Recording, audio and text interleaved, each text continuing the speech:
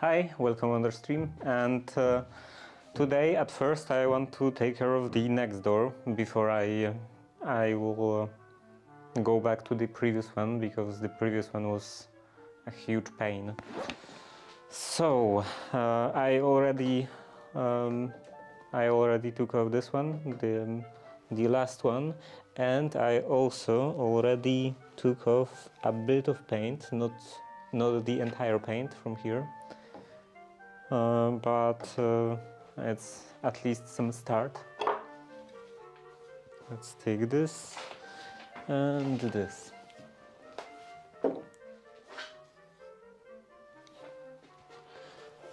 And first I want to remove this cement.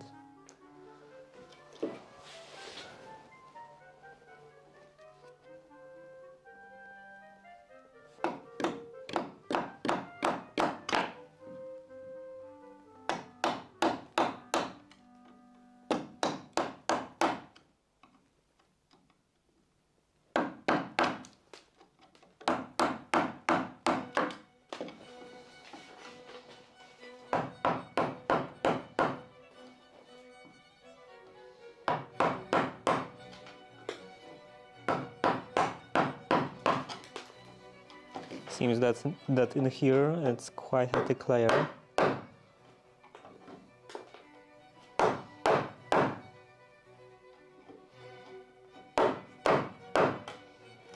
And also, for some reason, differently than everywhere else, in here it was actually the flat side towards the cement. Because everywhere else, on every other door, it was the textured side towards here.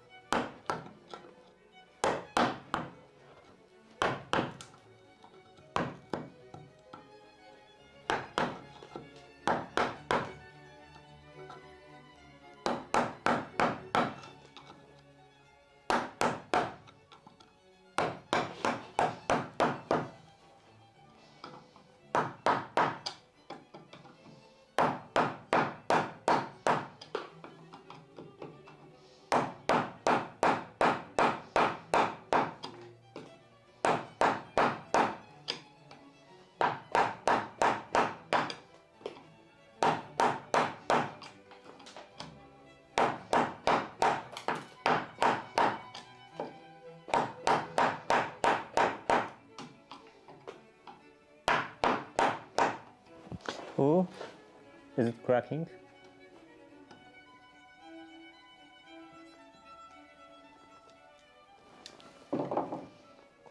Okay, maybe I'm going a bit too hard. Let's move a bit in here.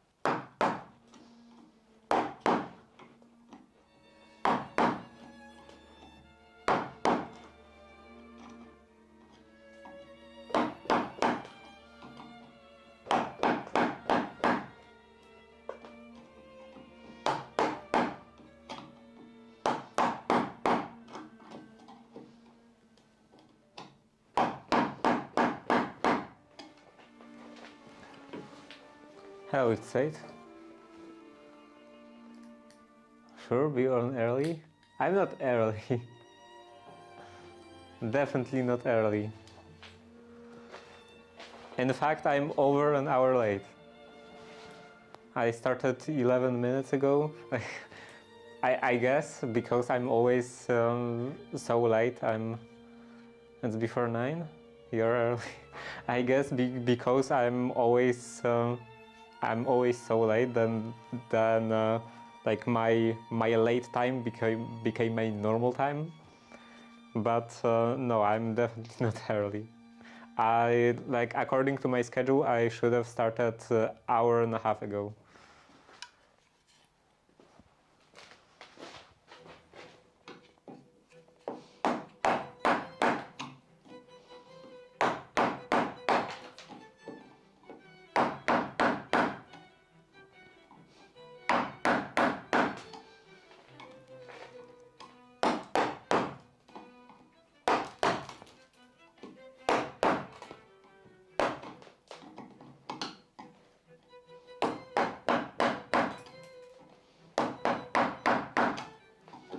And even if I would be following daylight savings, so it would be in winter hour later, I would still be late because I started 13 minutes ago. So I don't know, I would be like 10 minutes late.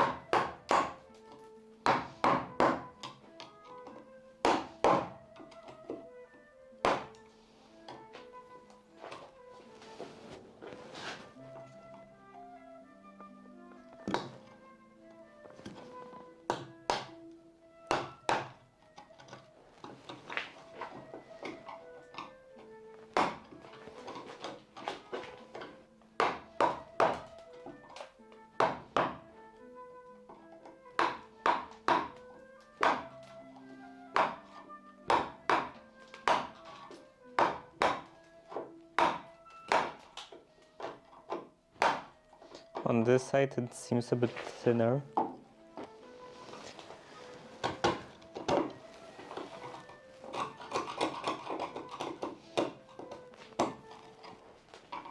I hope I will manage to get everything done with all of that sanding and all of that planing, preparing before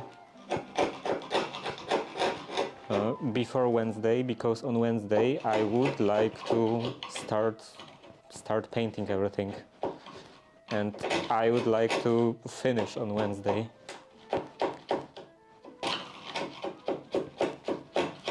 Well, finishing on Wednesday would be tough, so I guess I would rather like start on Tuesday, tomorrow, on the evening, and then like start painting, apply the primer in the evening, and then the next day, the next coat of primer, 6 hours, first coat of paint, 6 hours, and second coat of paint. So that would be like okay, 3 layers to 6 hours to 12 hours, maybe manageable.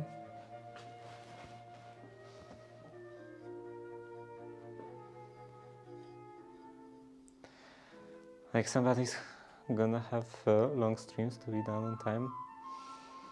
Maybe. Well, I think everything depends on this previous door, because the two previous ones were going quite smoothly. I didn't really have any major problems with them. It's only this previous one that was quite slow, very slow. So I hope this one will also get quite easily. I will also finish this one quite easily and quickly.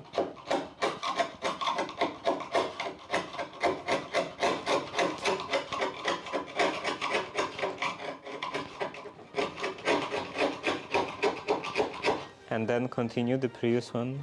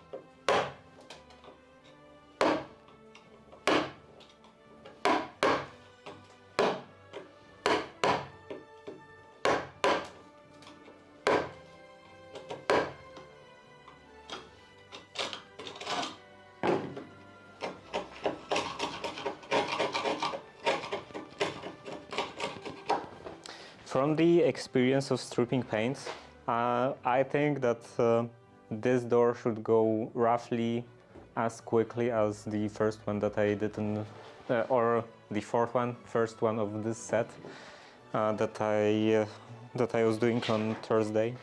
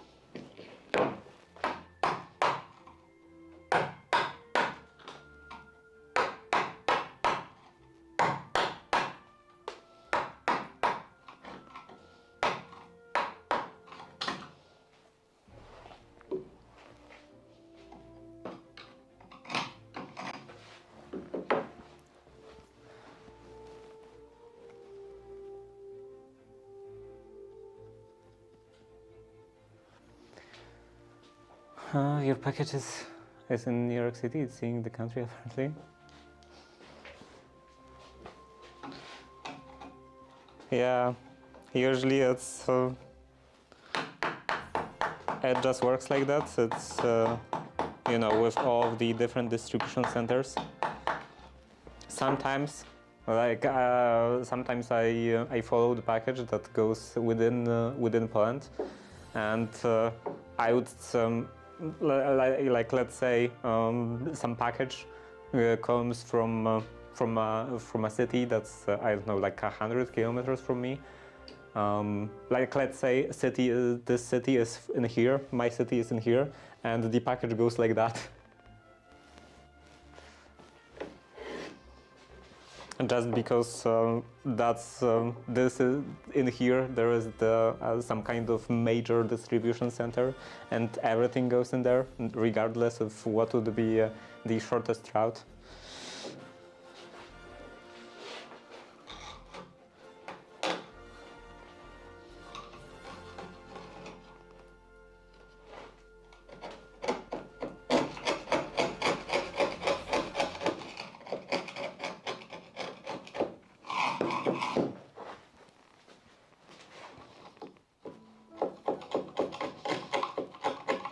But despite that, everything always comes on the next day, somehow.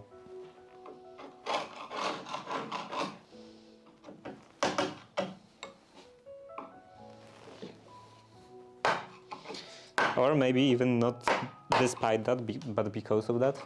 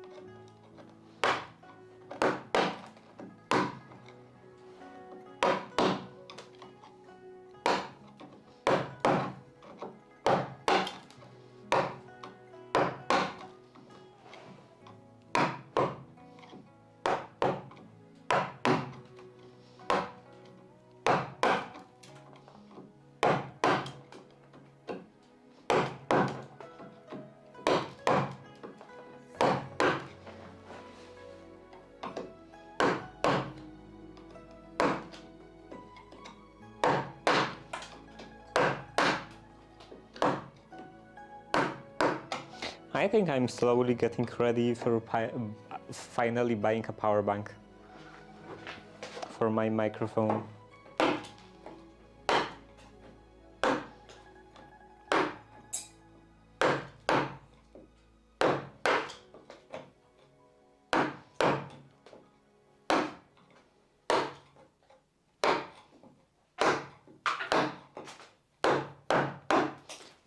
Of spending this huge fortune of roughly $10.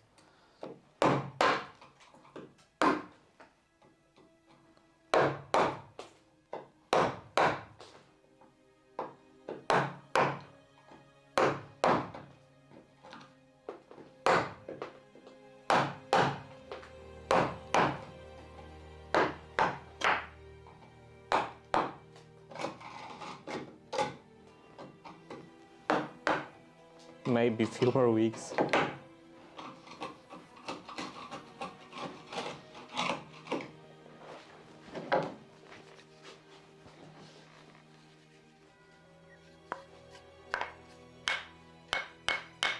I tried to order some gifts from a streamer. I see on here from Germany, and the package has been out for 6 weeks now.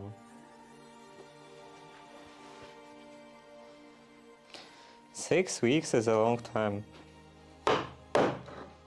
Like nowadays, I don't really buy that much stuff from AliExpress, but I remember that when I was buying quite a few electronic components, I like you know, some back converters, and different transistors, different stuff.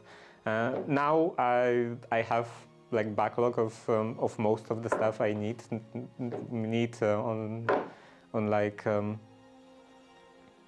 like for most of the products, so I don't buy that much.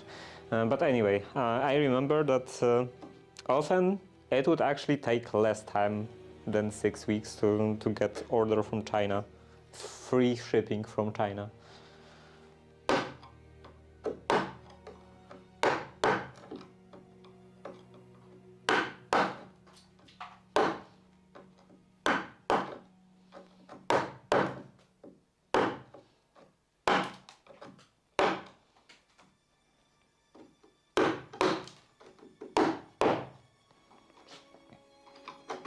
And when I'm buying PCBs, so I like from JLC PCB, for example, and I'm actually actually paying for the package for the delivery.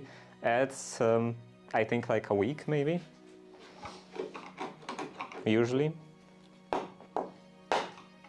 I don't really have a huge sample size because I ordered like I don't know four different PCs, four different, not four different PCBs, four different packages of PCBs.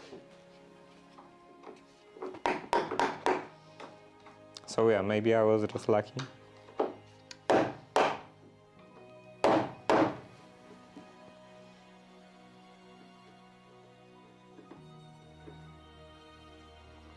Smart, they take every opportunity to take market share from everyone.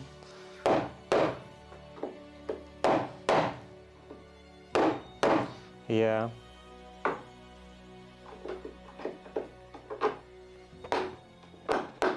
And they have a lot of people, a lot of workers, and a lot of workers that are willing to do stuff, do different jobs for not a lot of money.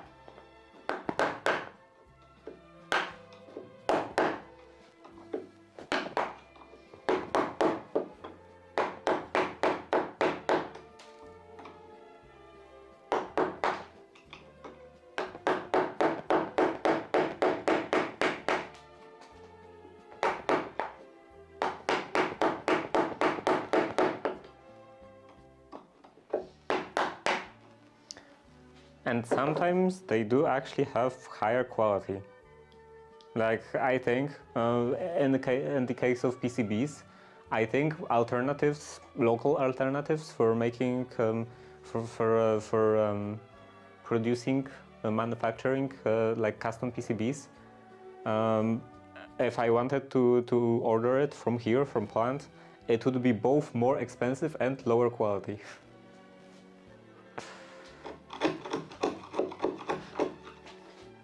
So yeah, and here pretty much everyone orders from either JLC PCB. This is I think the most popular one, and also as starting soon most popular. Or there is a bit newer one, this PCB Way, I think.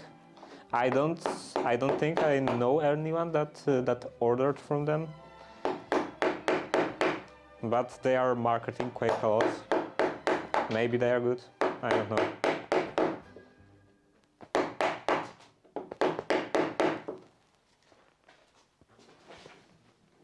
The culture is super interesting to me, so junk.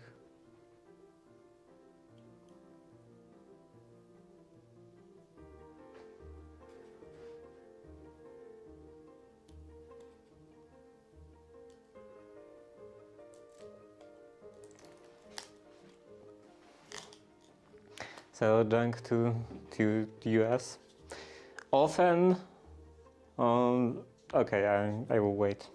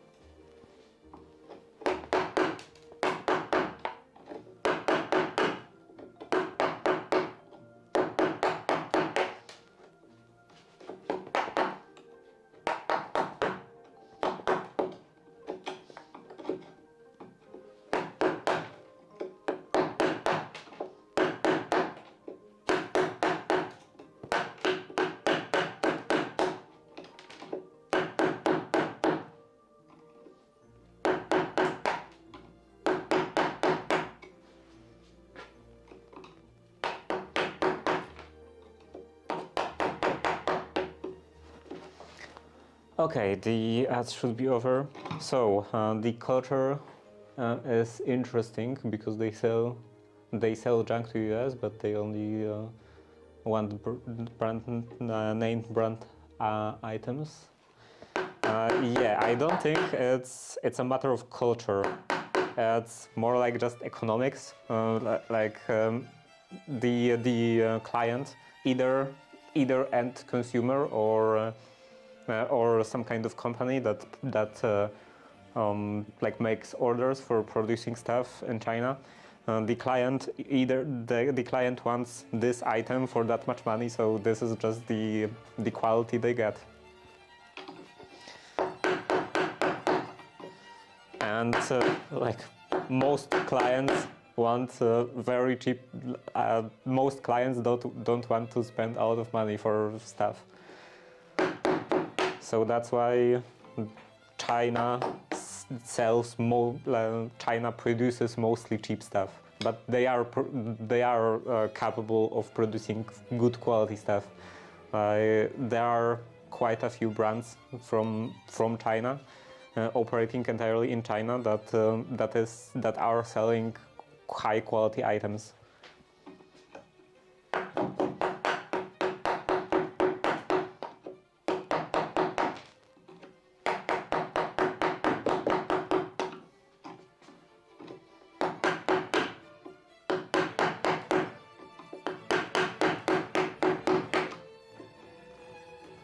Like my soldering iron. Okay, I don't have a soldering iron here.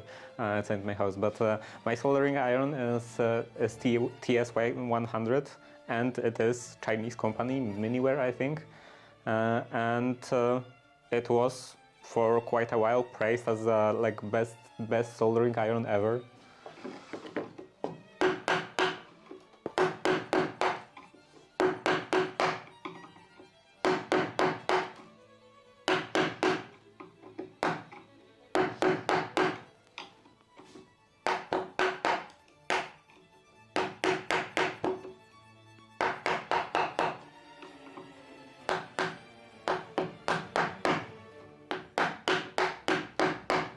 OnePlus phones are also, I believe, Chinese, and they are also quite high quality. I actually have OnePlus.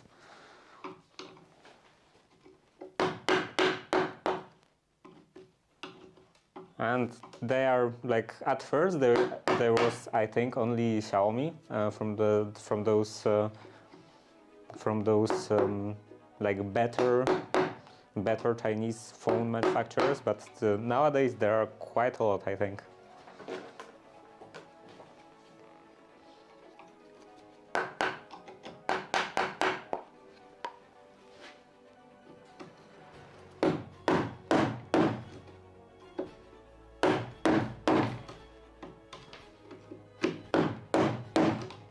And also Zenwu, like this iron, this blade, is also, I believe, Chinese, and it is also regarded as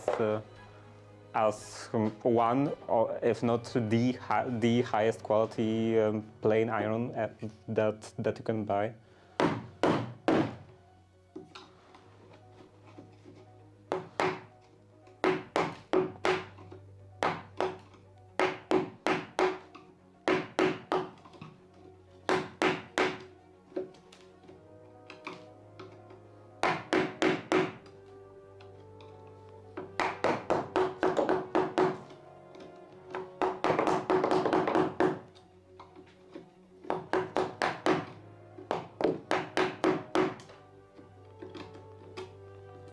And it's definitely not cheaply made. You can see a lot of details on it that are done just for the sake of being fancy. Oh, here.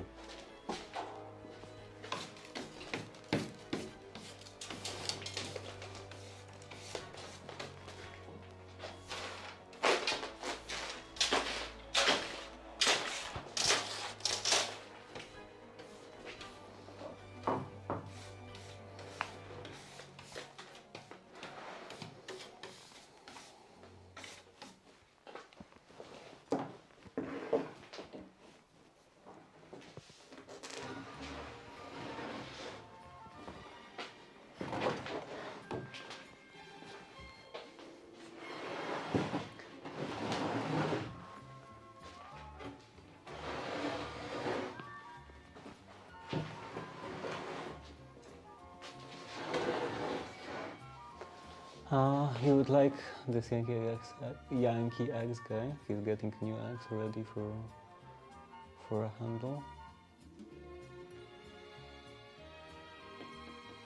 I was always thought that the best steel is in Germany and Japan. In Japan? I was always told that at least historically Japan had pretty bad steel.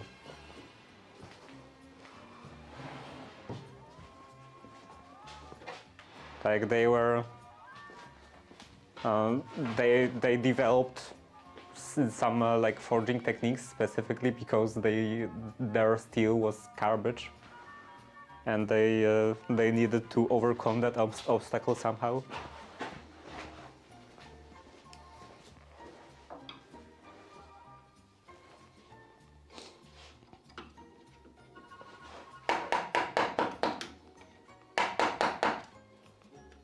Japanese knives are really nice. Yeah, you know, with all the like global markets and importing stuff from all over the place, all over the world, this always changes. Like historically, stuff was very determined by the stuff like that. The like quality of materials was very determined by geographical location, because everyone was producing stuff out of materials that they had available locally. But nowadays it's just, I think, mostly the matter of putting a lot of effort into stuff and a lot of thought into stuff. You always can get good quality materials, and it's just a matter of how well you execute that. You execute do like whatever you do with these materials, forging or sharpening or whatever else, machining.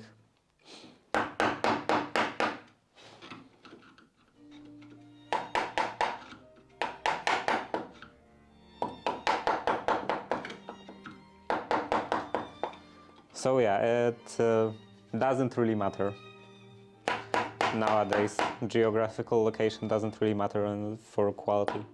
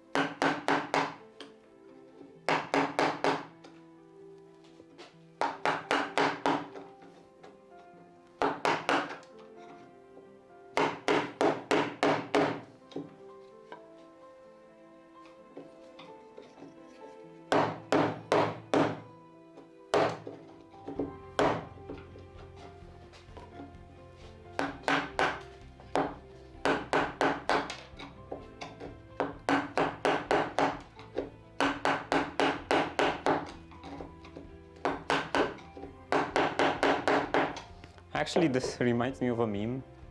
You know this bell curve meme with some stupid guy at the left saying one thing, just average smart, just average guy in the middle completely disagreeing, and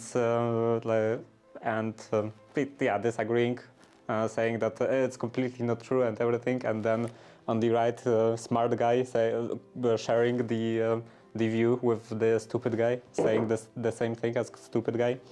So yeah, it was the meme about, I think specifically katanas, Japanese katanas, and you know, on the left side, the guy was saying that they are they are folding the steel a million times because their steel is garbage, and then in the middle this average guy was saying that no, this is super sophisticated advanced technique and everything, and then on the right there was some Japanese master blacksmith saying that we fold steel for katana, we fold our katanas 1,000 times because our steel is garbage.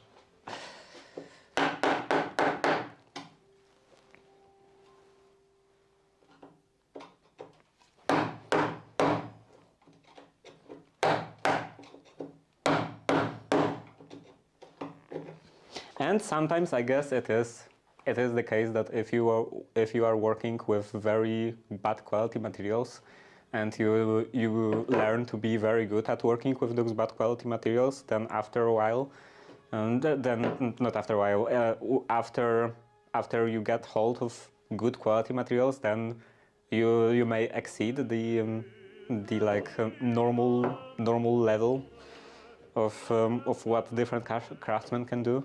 Maybe, like, it depends on the situation. Sometimes it doesn't help, but sometimes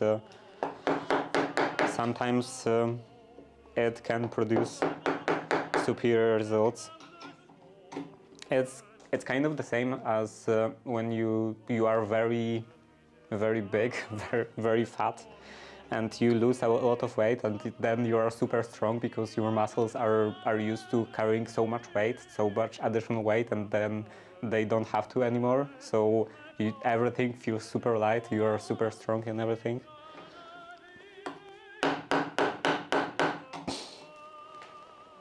Oh, it was a nail.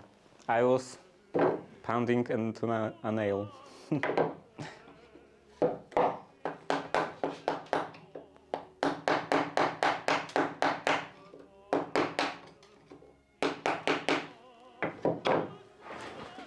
Let's pull out this nail.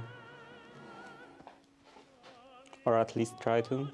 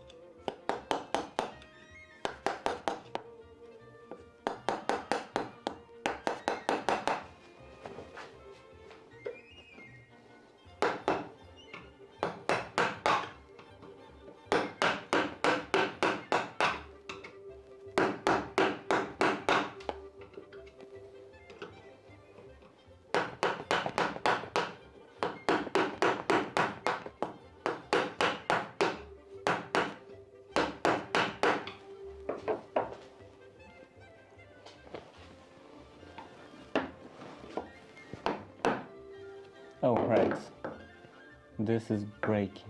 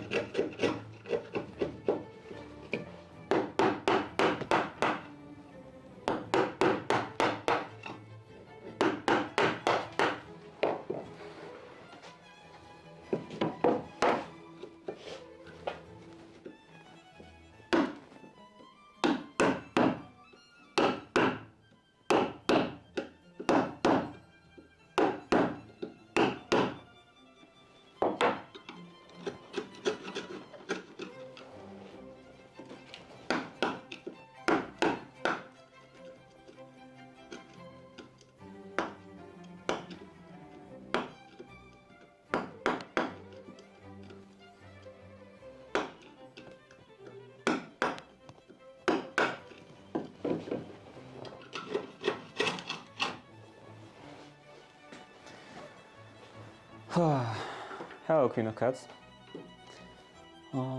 Just to pop in for a second, playing with cats. Best steel is Sheffield steel.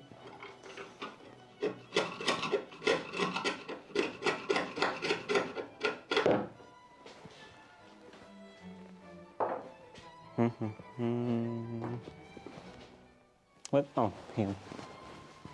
I'm always putting it away in a different place. Each time in a different place.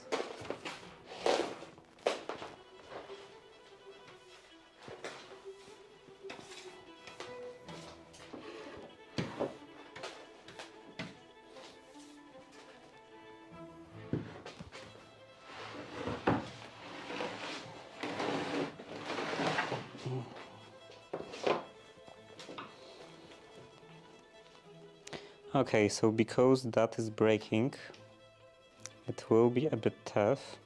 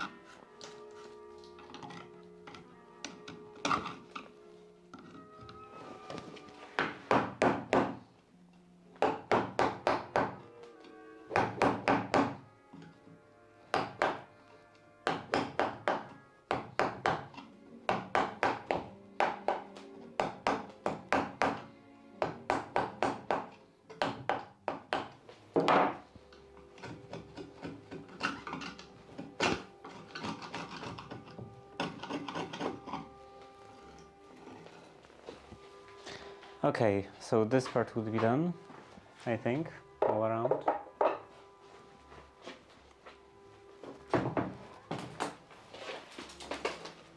Then how does it look like in here?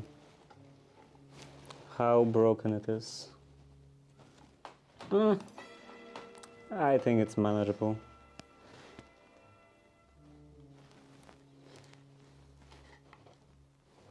Though I think I don't have any hide glue.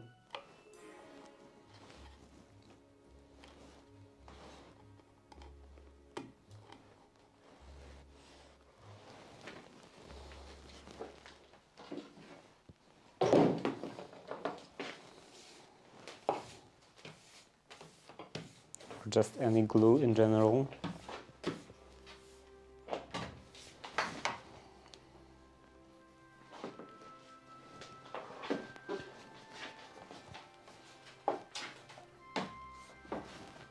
I guess I will have to make some.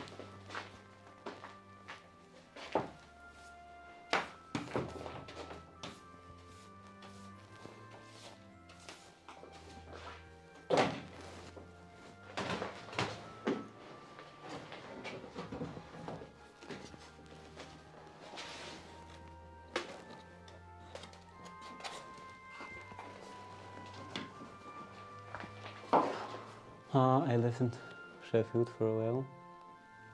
Make great knives.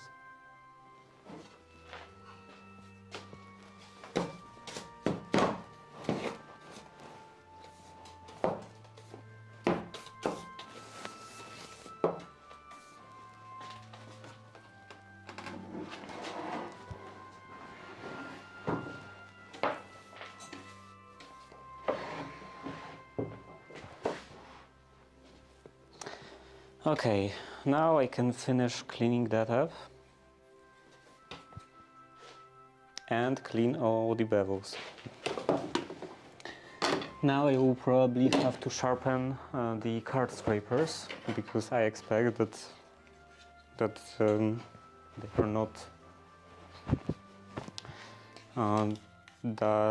they are not very sharp at this point.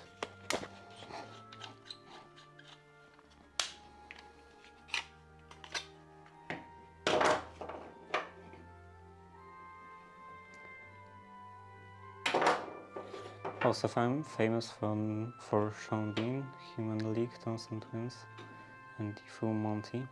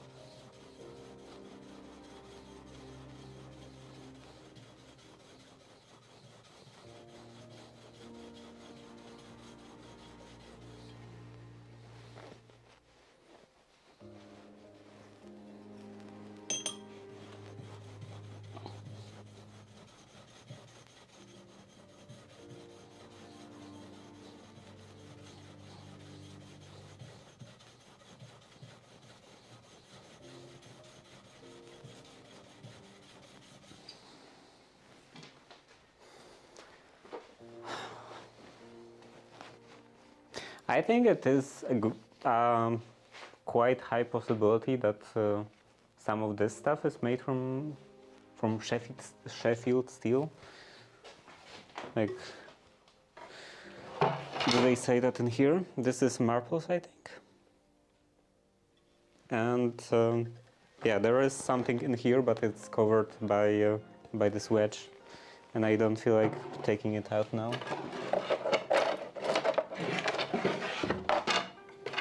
How about this? Marbles.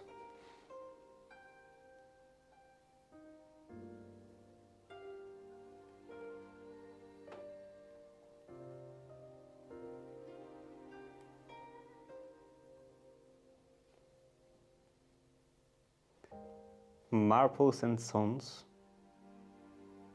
Warranted steel.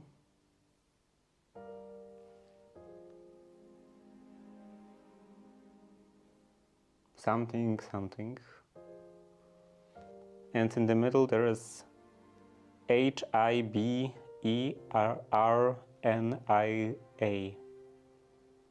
Hibernia.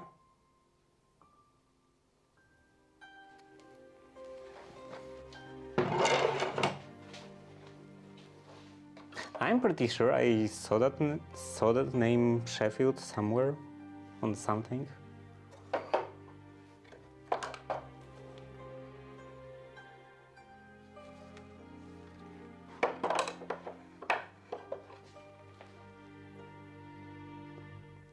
Possibly.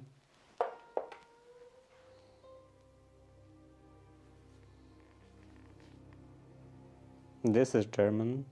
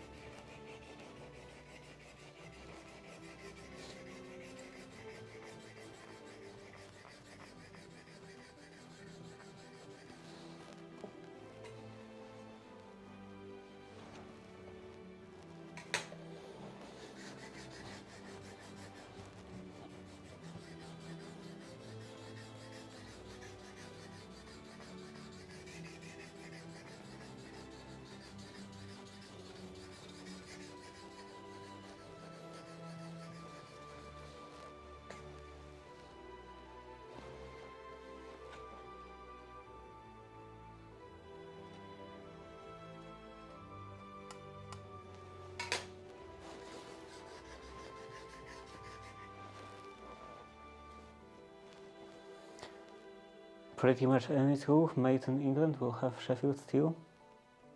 So yeah, that's most of the tool in here, most of the tools in here, or at least most of the antique tools.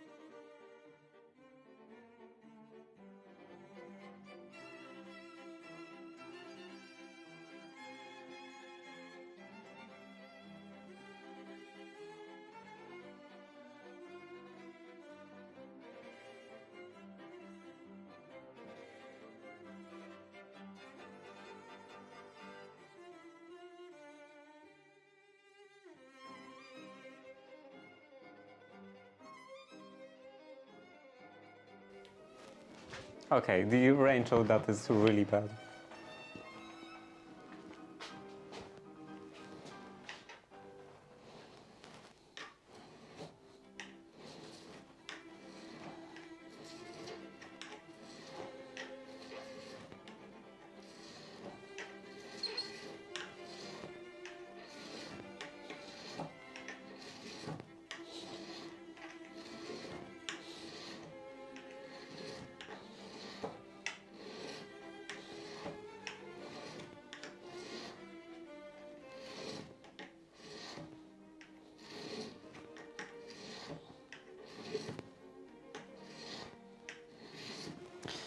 But yeah, nowadays, so who's her? Good quality. Nowadays, this like new, modern, high-tech engineered steel does actually outperform most of, if not, yeah, probably all of like more traditional alloys, traditional steels. Like for example, this CPM MagnaCut in Zenwu iron.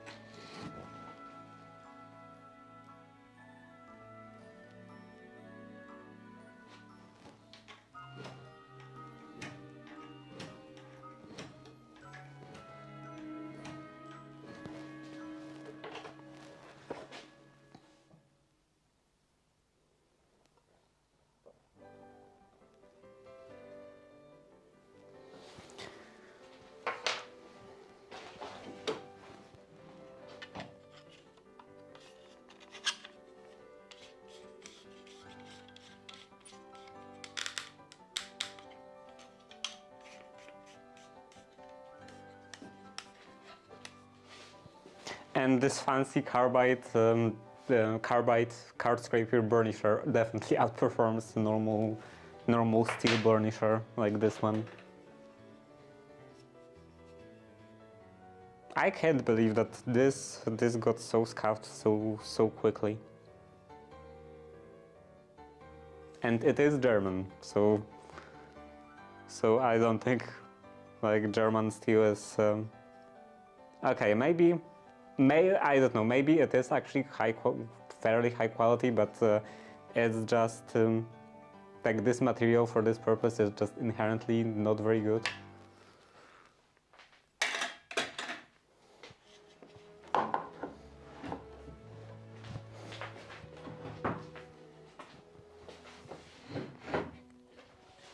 Okay, anything else? I have to take care of this part because this part is still has some paint on it.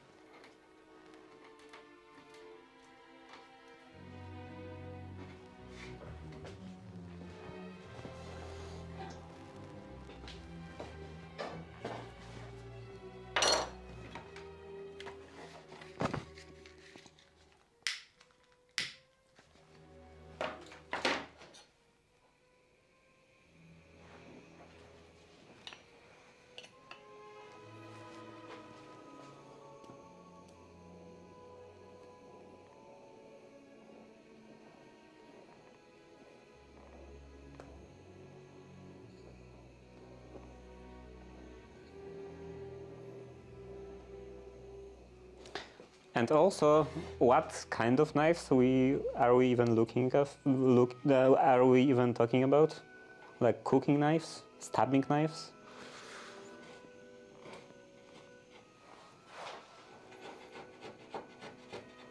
In England, stabbing knives are supposedly quite popular.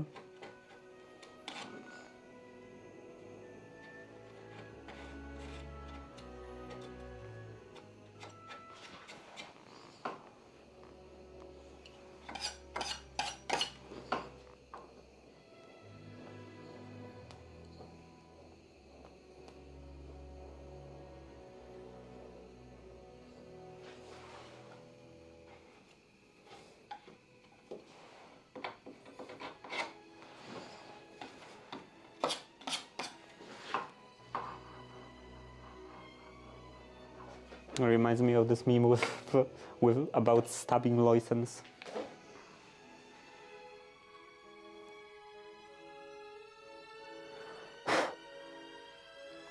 Okay, I think that's actually no. I still have to take care of the edge in here. And later also the opposite edge.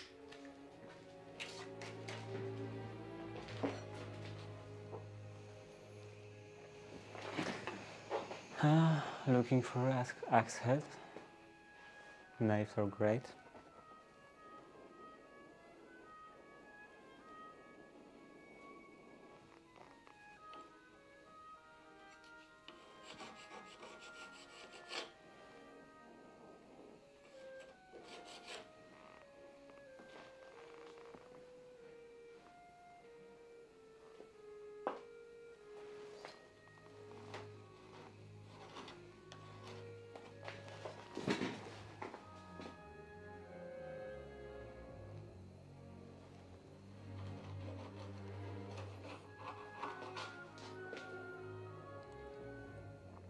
I'm thinking about buying a new chef's knife because my current one, I wasn't really looking at some super ultra fancy knife.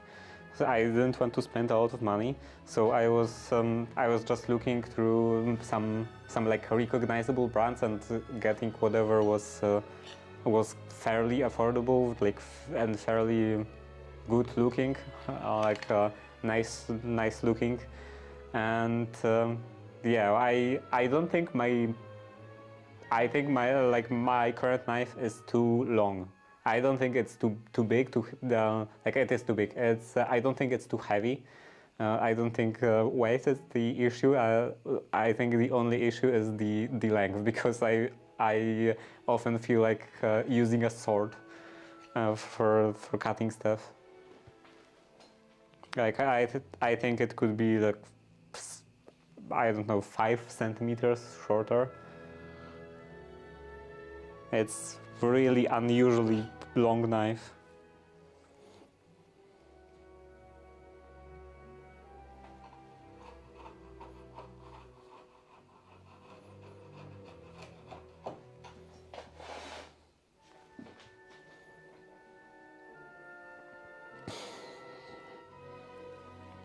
Like,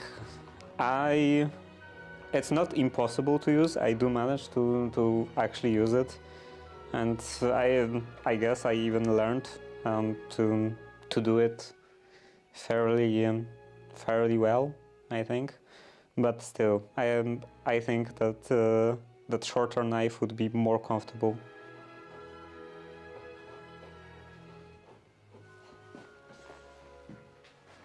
Even after getting somewhat used to this one. What did I do with this sweep again?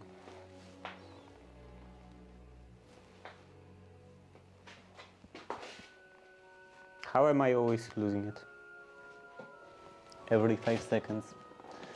Okay, it's in here. Now let's put it away and in a different place than all the previous times.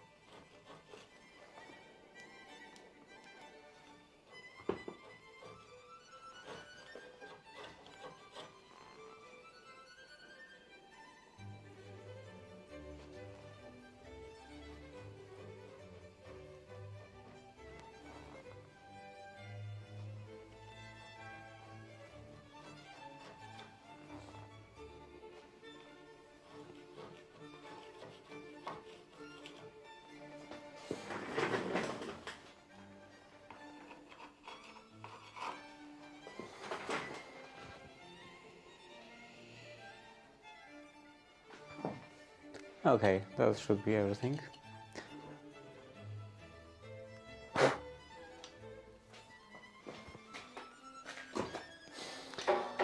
And yeah, I don't even know where would I look for a new knife, like like in actual some brick and mortar space, some brick and mortar store, because I think you should, if you want to get a good knife, you should look in some physical location. Like they say that choosing a knife is, or like buying a knife is kind of like getting a magic wand. The wand has to choose you. So in other words, it just has to feel well, feel good in your hands, and that's something you have to actually check physically.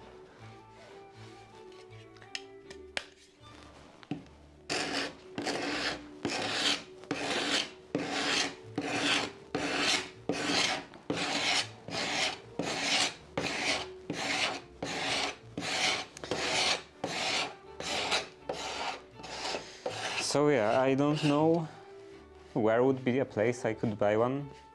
And my current knife I did order online, and I think that possibly if I was checking it at some physical space, physical location, I wouldn't actually buy it because it would just feel too long. But if you only have like the rough numerical dimensions, it's not always so easy to actually determine if it will be good or not. What's the time? Ooh. A lot of time has passed.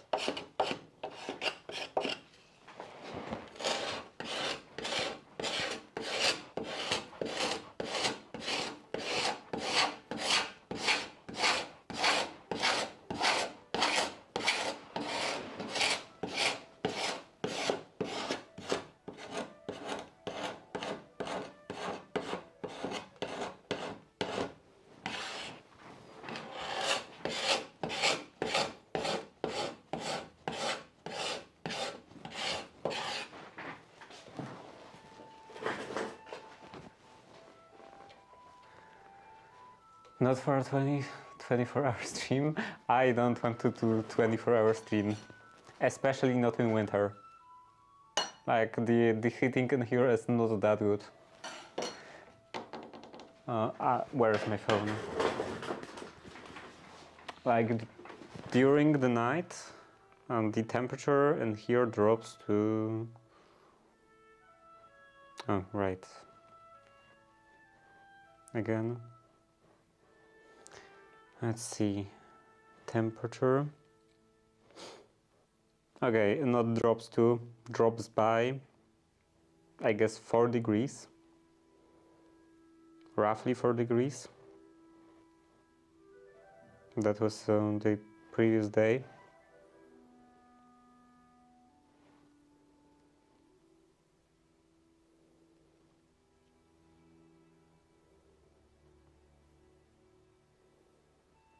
Two days ago, during the night or early in the morning, it was 15 degrees in here. So yeah, not ideal conditions. I guess it would be a bit warmer if I was actually in here.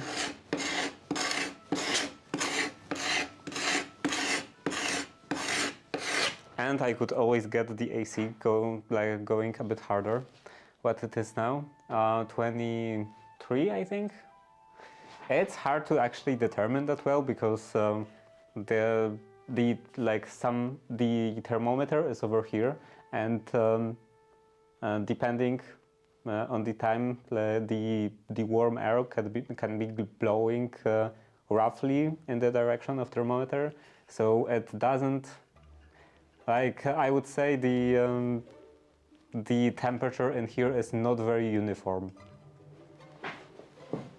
Like there are like warmer air currents, and then some of the surfaces are quite a bit colder than the ambient air, and so on.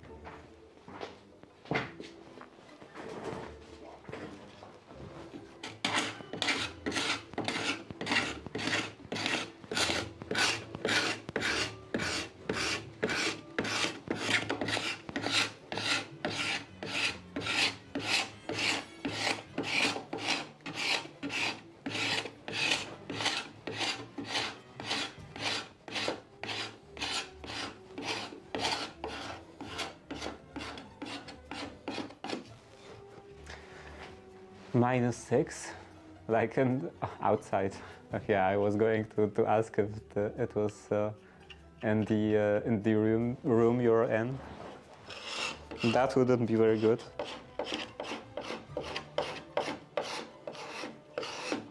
And in here outside, it's actually, I think, pretty warm, fairly warm. Definitely above 0. Fairly warm compared to couple previous days.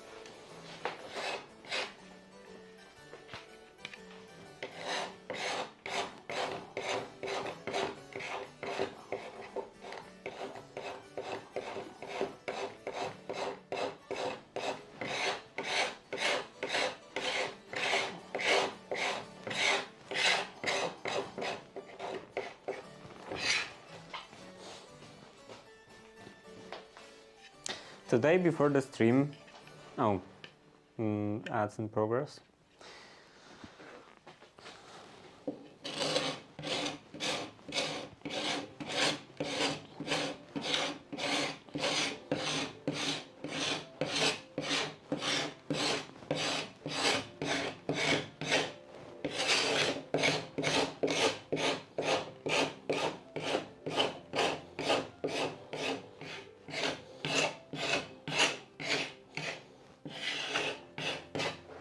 Okay, ads should be over.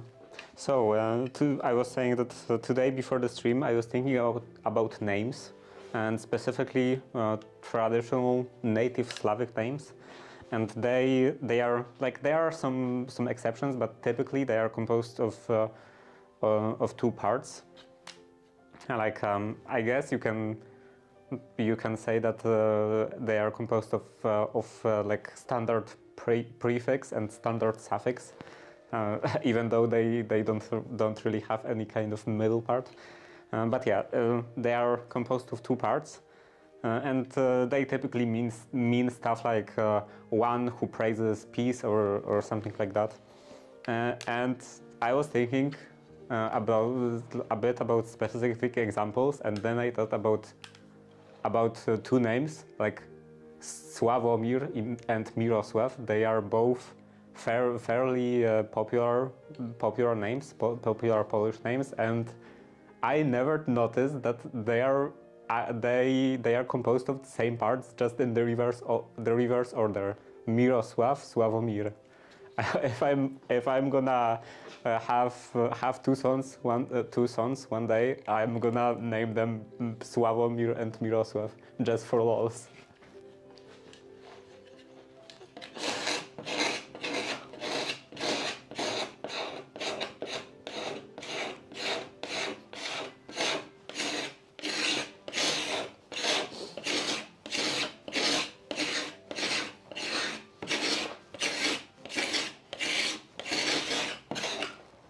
It's interesting how with language in general, with stuff you say, you hear, or you use, you learn that as a child, and you don't really question a lot of that stuff. You just accept that it is how it is, and you don't really think about this. And then you think about like actual etymology, actual meaning, and it's sometimes quite surprising that you say something like that.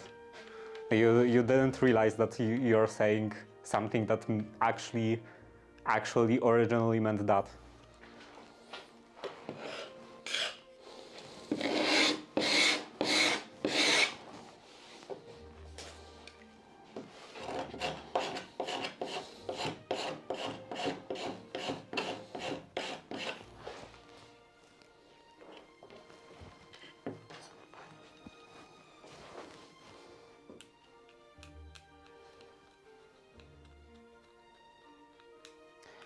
Does Polish have contraction? Is English the only language that does that?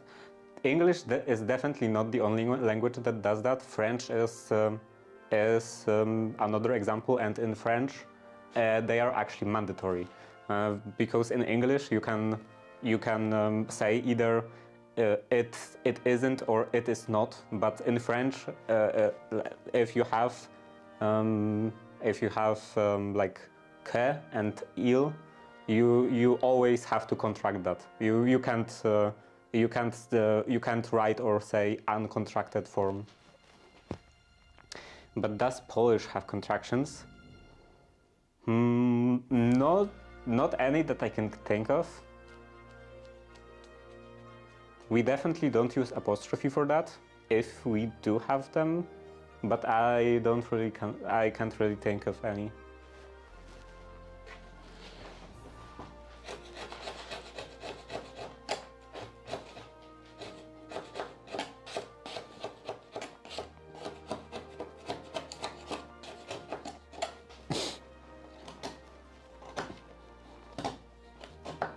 Unless this is also an example of stuff that you know that I actually do, but I don't really think about this, don't realize that I'm doing that.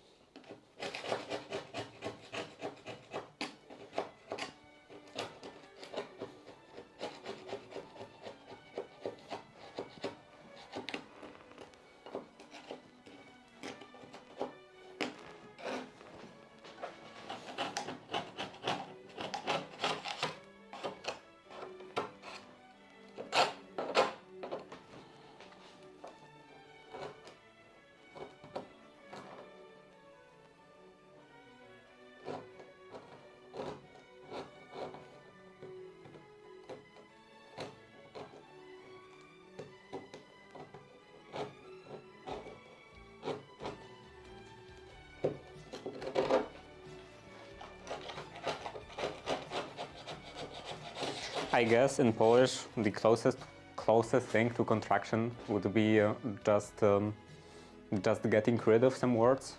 Like in English, for example, you would say 8th of December instead of 8th day of December, and we actually do the same thing in Polish. We say 8 grudnia instead of 8 dzień grudnia.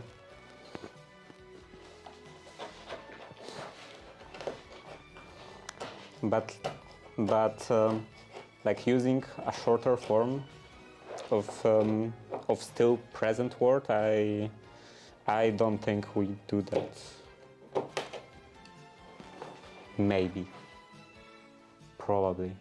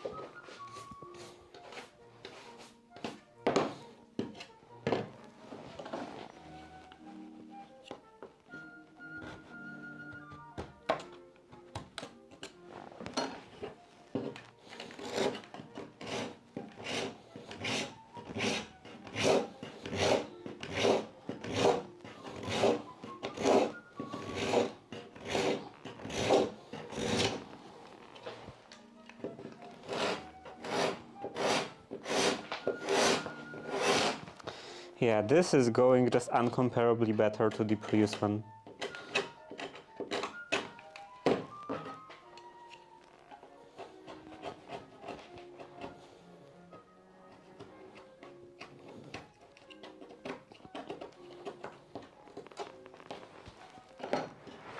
The previous one was just the worst.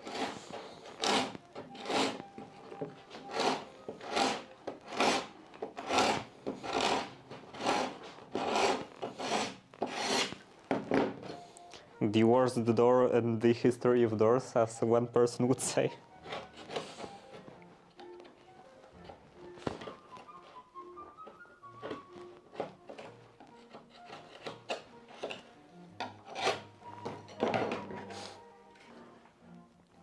Okay, I think in here the grain is going that direction and it's actually kind of splitting already. So I don't know if I want to go that way still.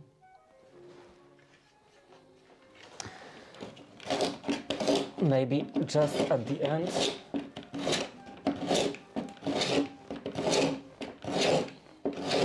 And then this part I will do from the other side.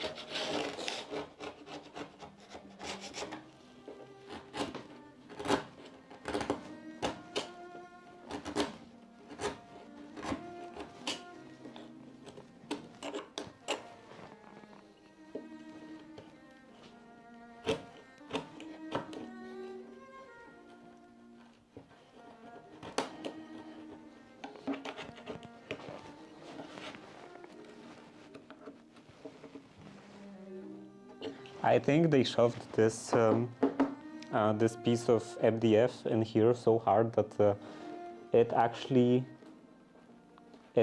damaged the edge, and it's sticking out a bit.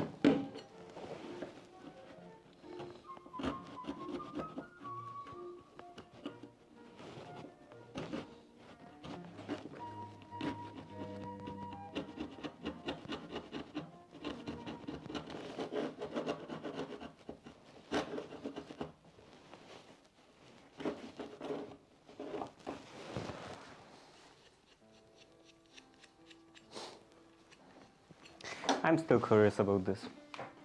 What would be, well, what would be the, the search results? What would be the search results for Polish contractions?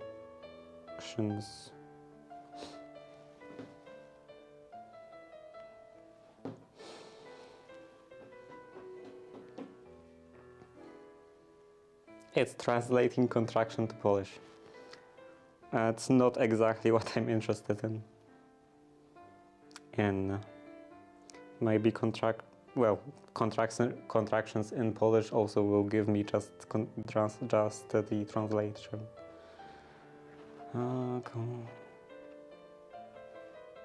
Maybe examples.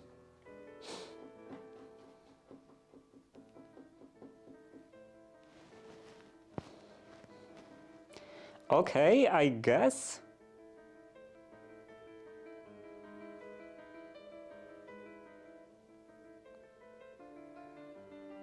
We do kind of have contractions, but it's not really common.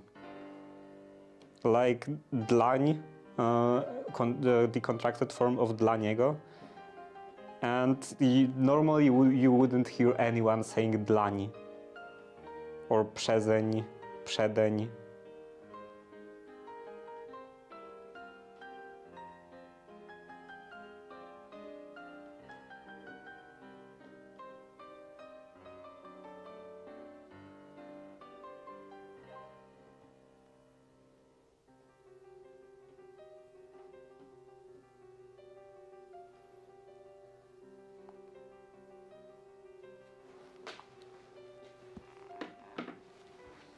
So I guess these are archaisms.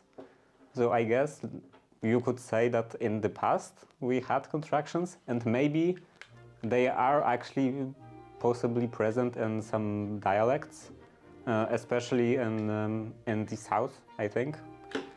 That does sound like something that people in the south would say still to this day.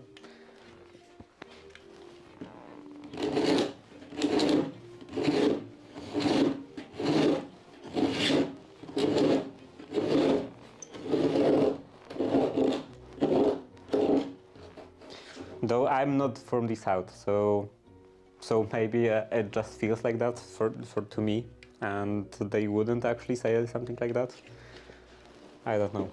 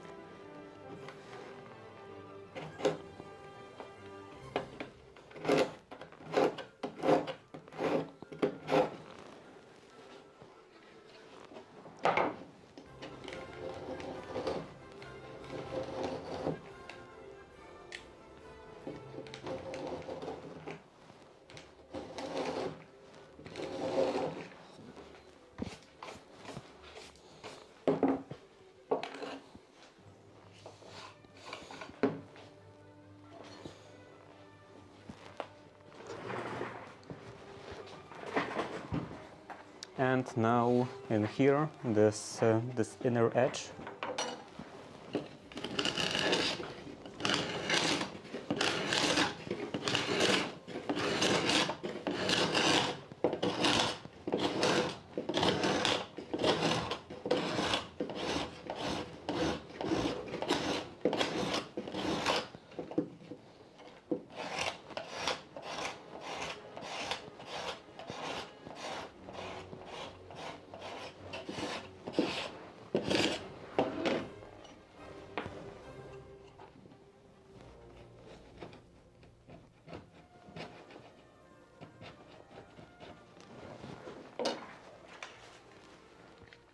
Let's use some fire.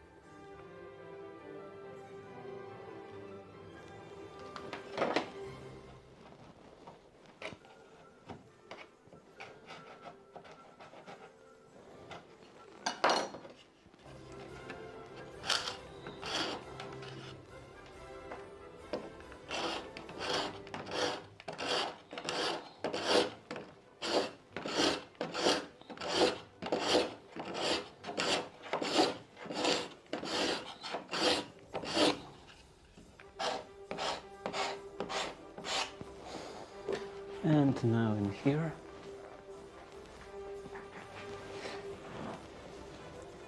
Any bigger chunks of paint? Maybe in here.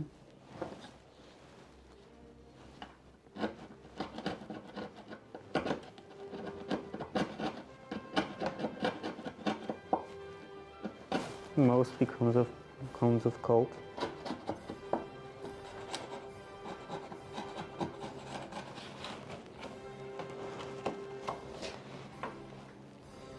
I would assume that when I'm bending like that, or like that, the difference in volume and loudness should be quite high, because I'm moving closer to the microphone.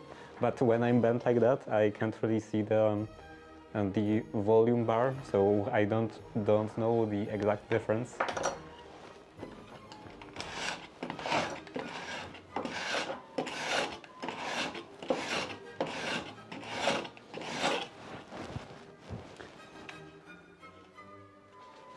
Is this difference big enough that I should just not speak when I'm bent like that? Also, the ad starts in 1 minute.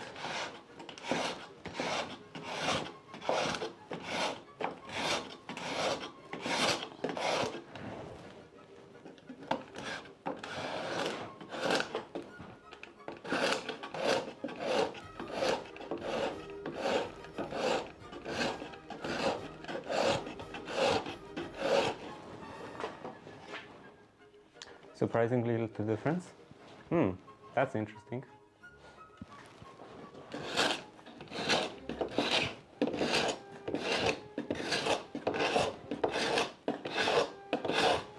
Maybe they designed it like that.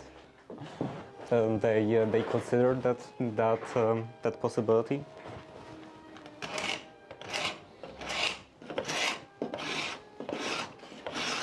Or maybe it's just somehow naturally. Because of some natural reason, it naturally occurs that it's the case.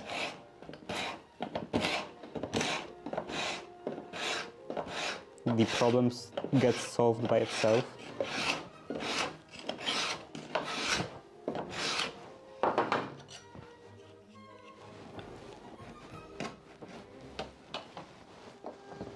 Okay, this edge is pretty much done. Maybe still a bit more in here, in the middle.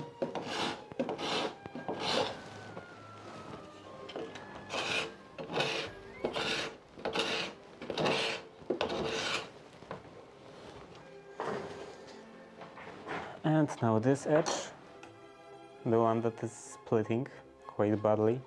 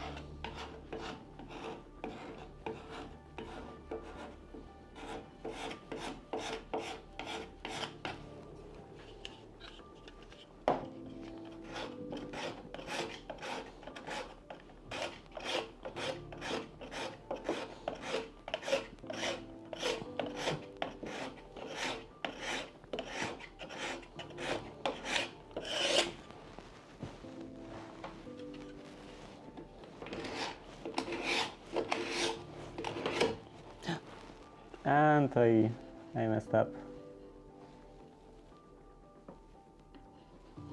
Okay, I guess that's the job for a bit of wood filler.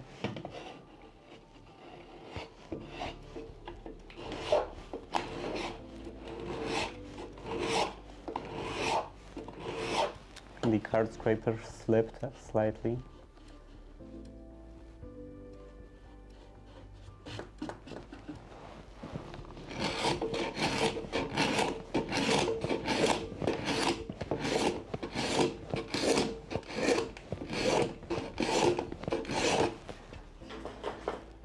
Okay, this is done. This is done. And this is also done. So now I can rotate that and work on the other side.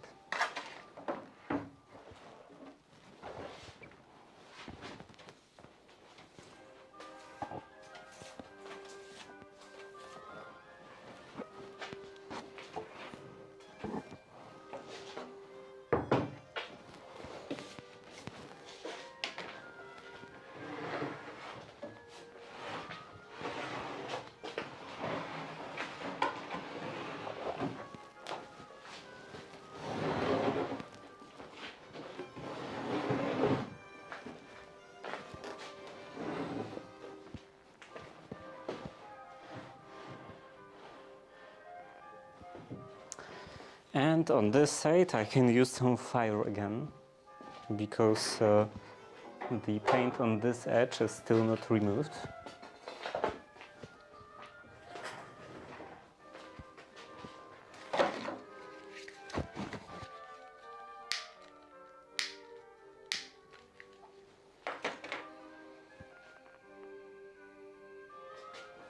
Where is the palette knife?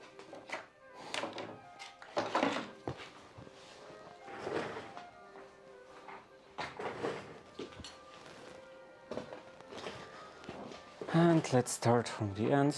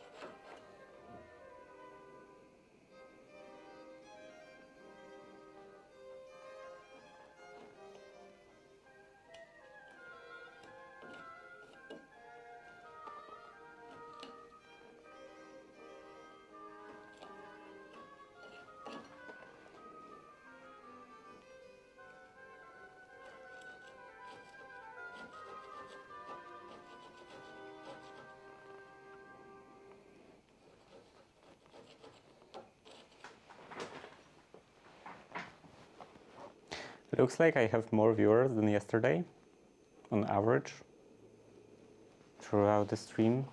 Like the differences on my channel are not that are not big enough to be like statistically significant. But still, I feel like there could be something going on with different days, because yesterday I was doing pretty much the same thing and on the same category.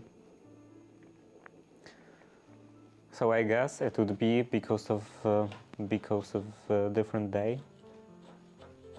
I would have to check the statistics of this category, of the co-working category.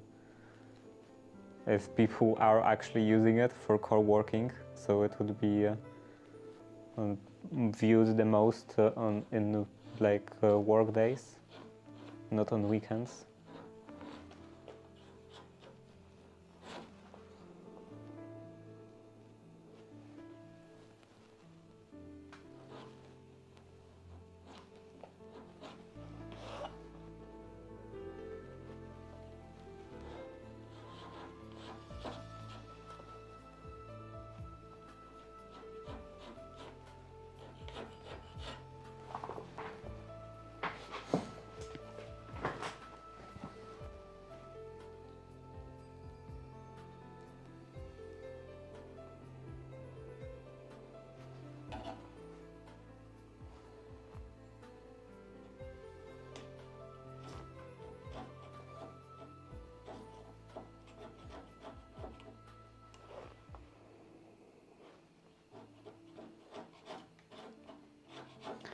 Like some time ago, someone in chat said that that there is nothing better than watching someone work when you yourself do nothing. And that would be kind of my expectation, that most people watching stuff like that, and stuff like doing some like physical work, are not actually also doing like, especially I think, physical work, and maybe just work at all. They are just watching it, sitting on a couch, but I don't know, maybe I'm wrong. Maybe people are using this category as intended for co-working, not just watching someone else working.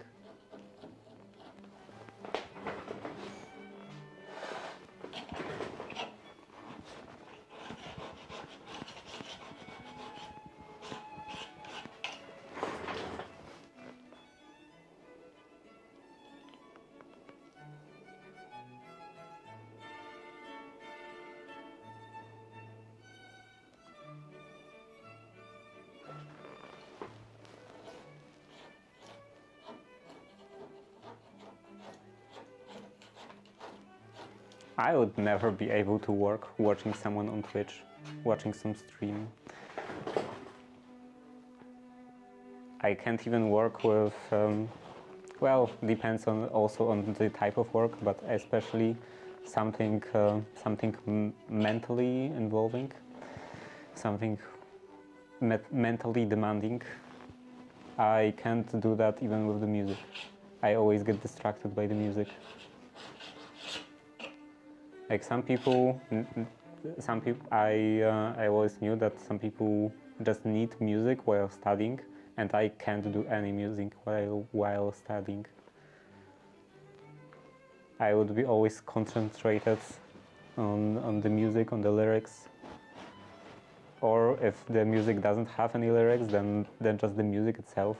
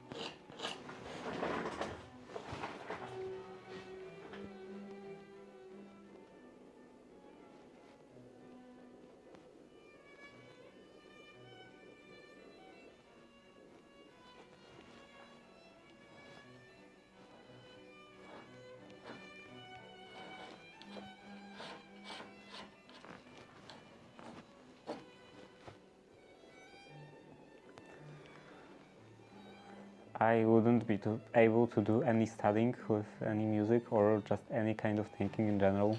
It's like in this joke about finding some new place, some finding a building while you are driving, and you are lowering the volume on the radio to see better.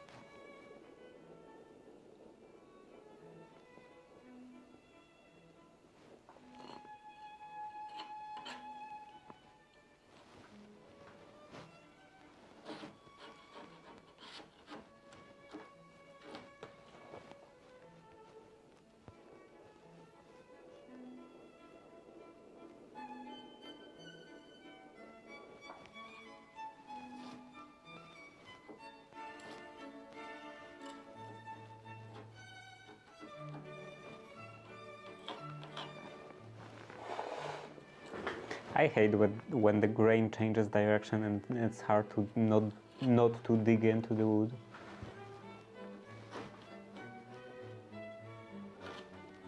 And in here there is a knot.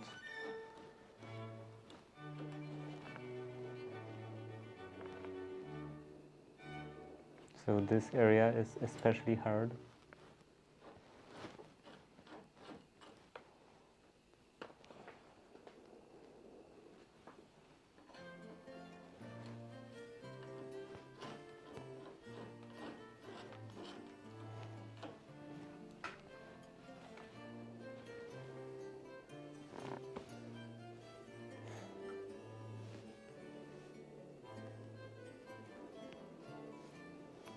Something was making cracking noises over there.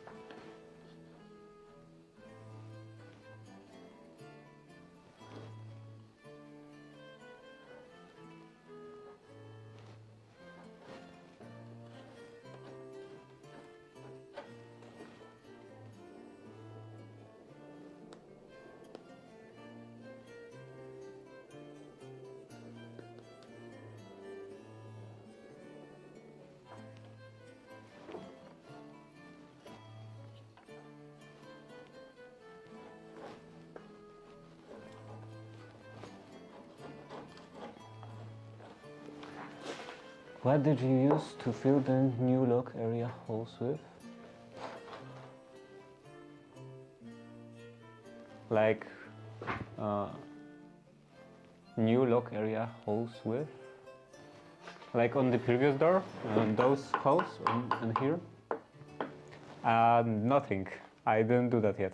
And actually, I was checking, and I was checking the width. Okay, I wasn't actually checking the width, like the measurement, but I just took the new door handle and put it onto the door, and looks like it will actually be covered. I thought that it definitely wouldn't be covered. It wouldn't cover the holes, but maybe it actually would. So if it will, and even if it won't completely fill them, it will just mostly. If it won't completely cover them, if it just slightly, mostly cover them, then I guess I just won't worry about the end grain, and just use some pieces of wood, some wooden wedge, and drive it in with a hammer. Fake news.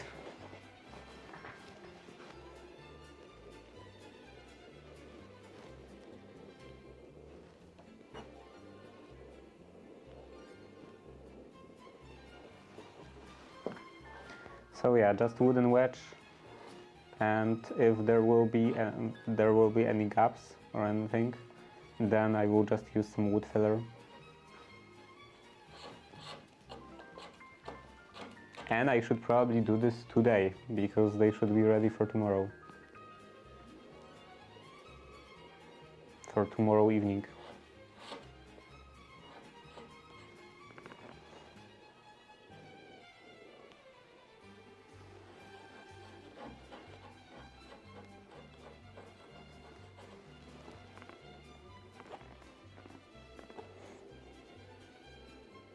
Those holes seemed so far apart that I was completely sure it wouldn't cover them.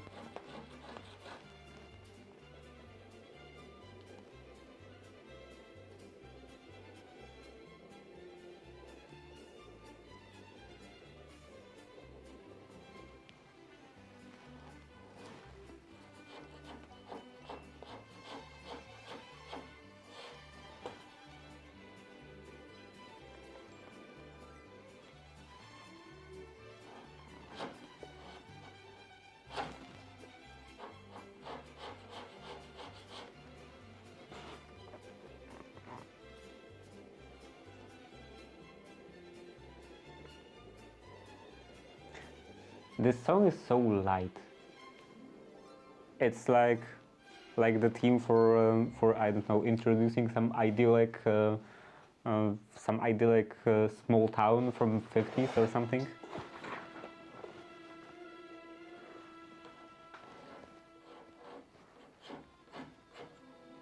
Happy people everywhere, riding bicycles.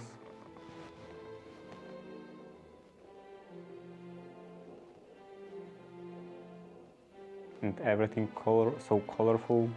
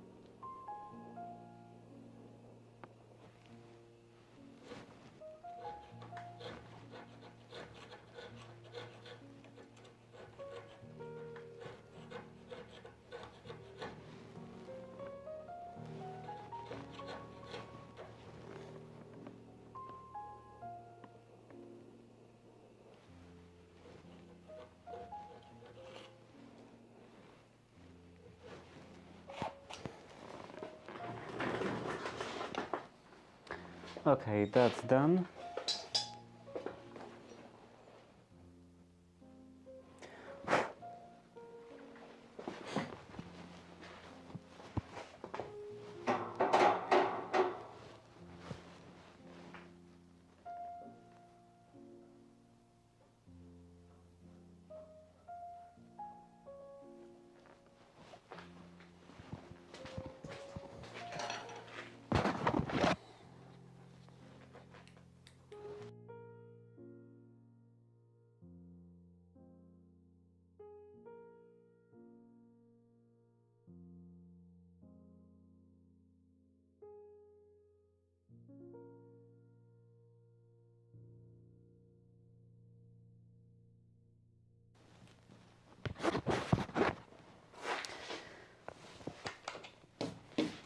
Okay, now I can take care of the remaining bevels and bevel parts.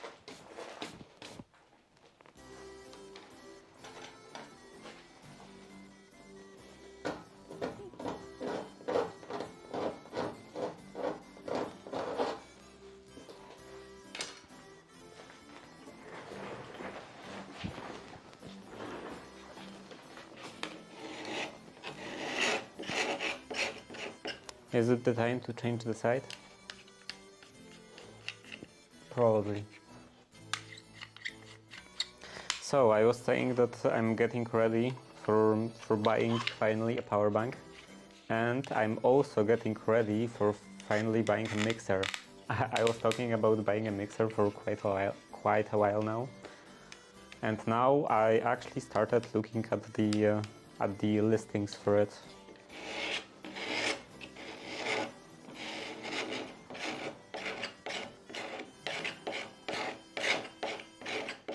And now maybe it's not actually a very good time, because the Christmas is coming, so people are looking for good offers and just snatching them. So it is quite likely that that currently I will have harder time finding some good deal, and I will end up paying more than normally than on like some other time of the year.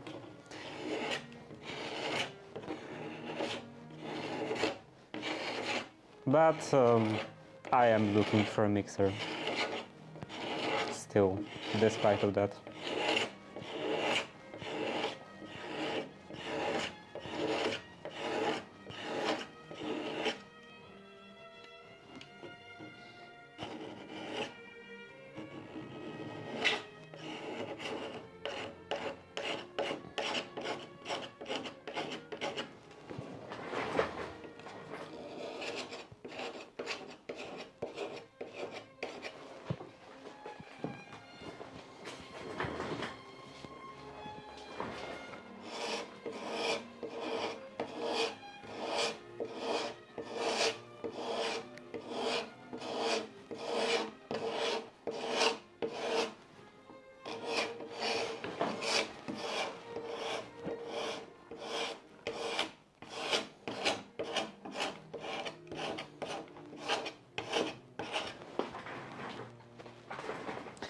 So yeah, maybe soon I will actually have a mixer and I will do a baking stream.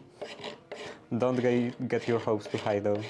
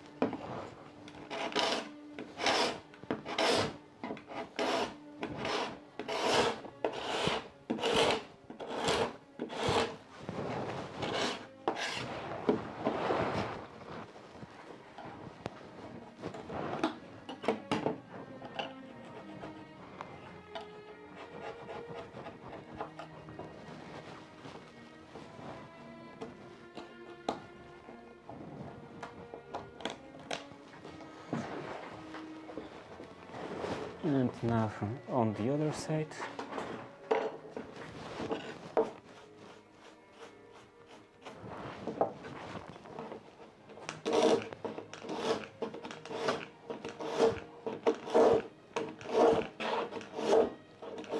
That starts in 1 minute.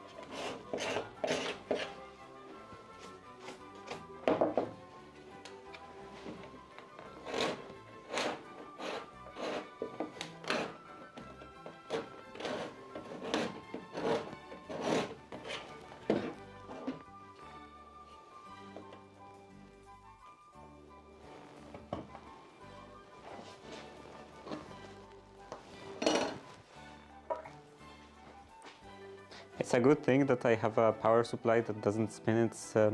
It's fun when the load is low. Otherwise, it would suck in all of the dust. It would be constantly sucking in all of the dust.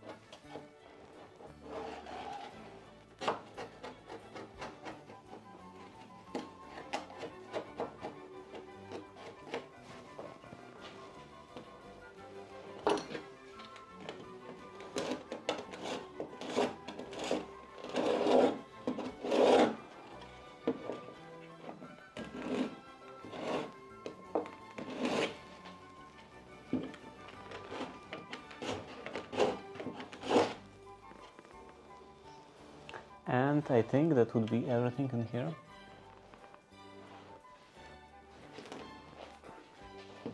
All of the edges. Okay, still this part.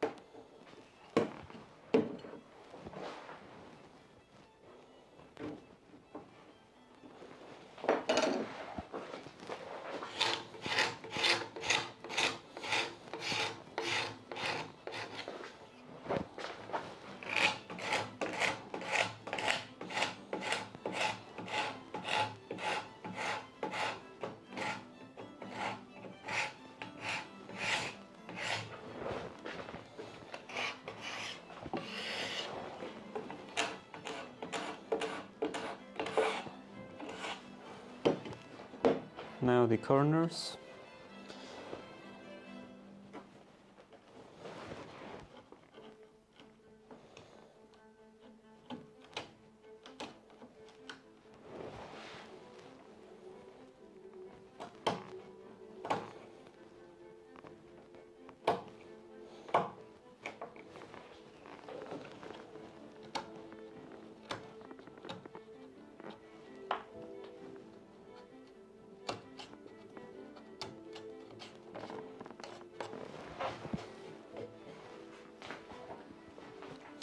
And that would be everything in here. Now maybe I can work a bit on the edge. Maybe. Okay, let's sweep the floor in here. Put this over here.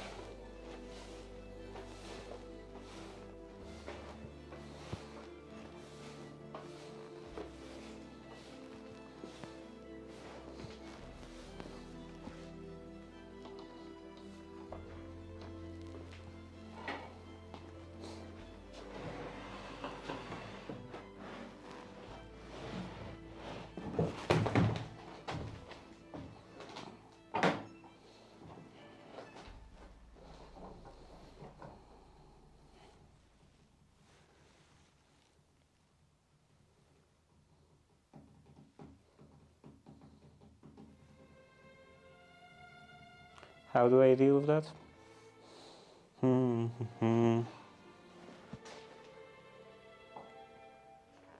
And here I have just this.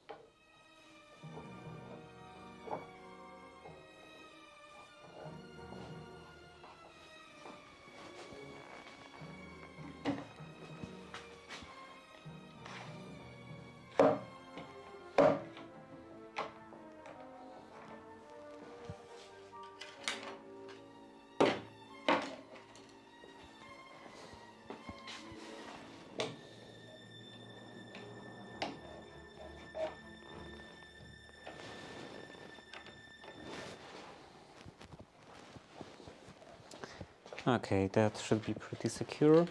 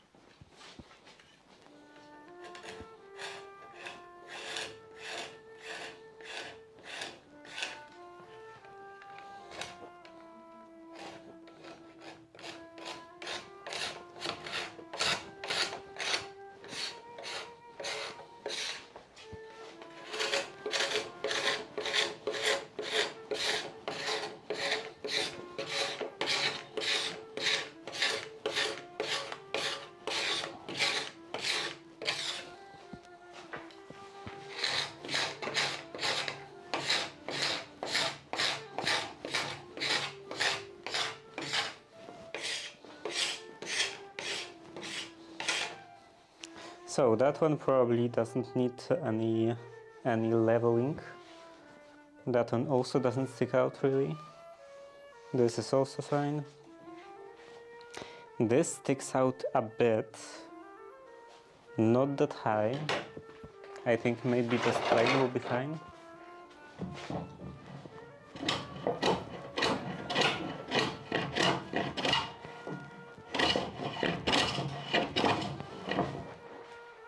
Yeah, it's fine.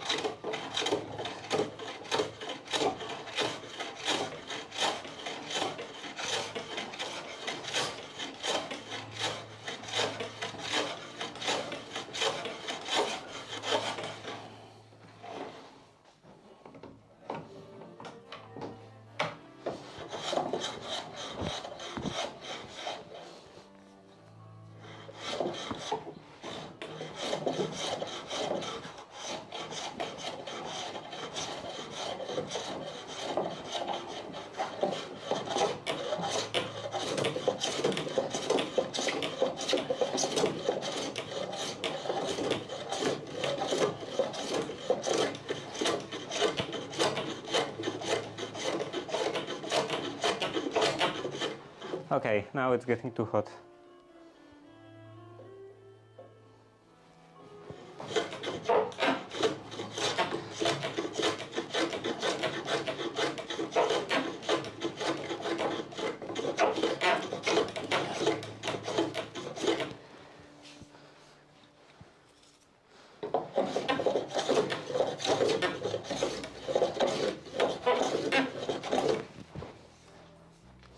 And I expect that the blade got completely destroyed by that.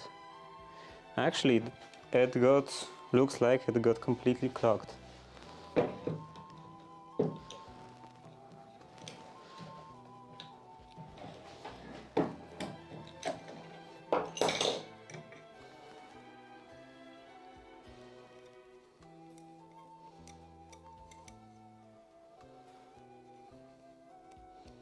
And I'm not sure if it actually went in or just stuck to the blade.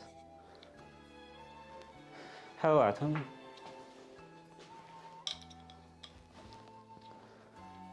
I have been working, I woke up sick.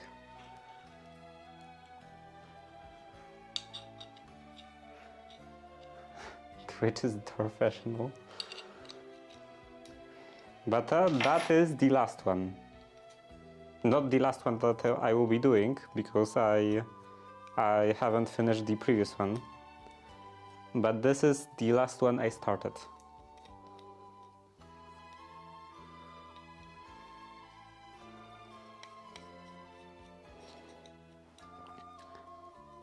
So yeah, I hope to be finished tomorrow, like completely finished.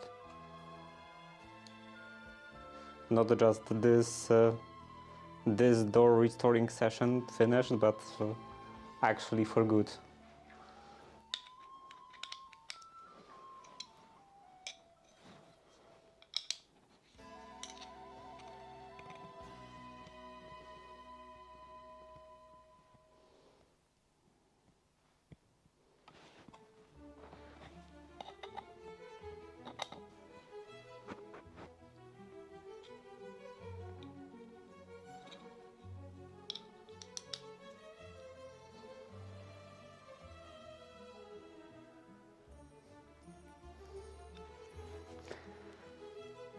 Don't say things like that, or as door fans don't want to hear it.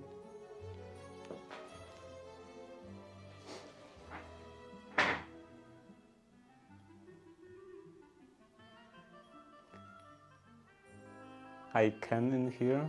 I assume I came in here because you were working. You were woodworking on a door. Yeah, but I have enough for that.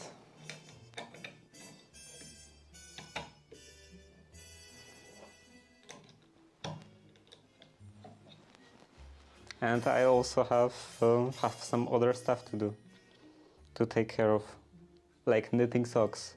I really need new socks. All my current socks are disintegrating. And I assume knitting won't be very fast. So it will probably take me quite a long while from the momentary start until I will have like actually good number of socks.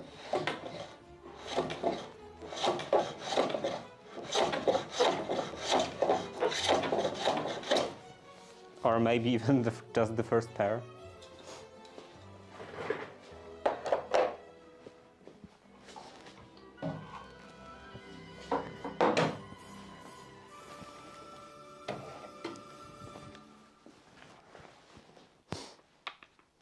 I think knitting socks is harder than ESP32 development.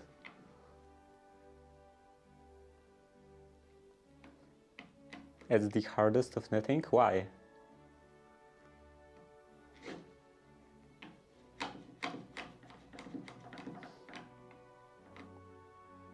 Like at least for okay, maybe there could be some like quite fancy patterns, but just normal plain sock is not that complicated in terms of structure.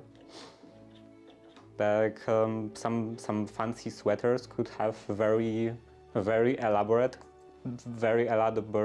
patterns on them. So I would assume that would be harder. Or also there like socks are with socks you are working with finer yarn, smaller yarn. So maybe that could be also an issue.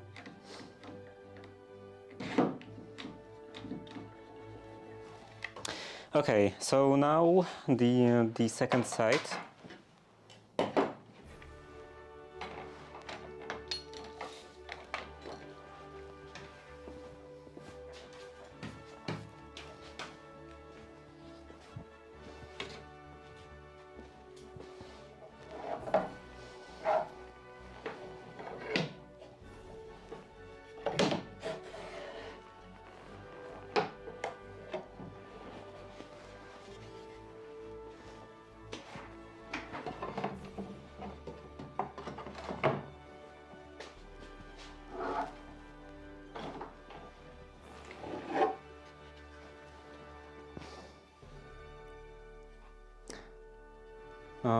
When you're knitting and people ask you what you're making, you just say underwear.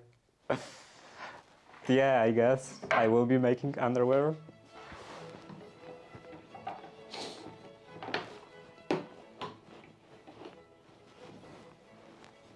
Though knitted underpants would probably be quite uncomfortable.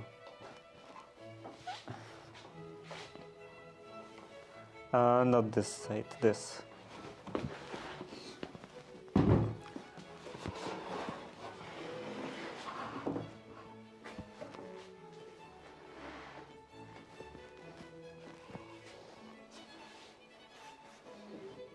Although actually knitted only by hand, because I'm pretty sure that that normal underpants are actually knitted. Like the fabric for them is knitted. Because the same as with t-shirts, the like typical t-shirt fabric is a knitted fabric.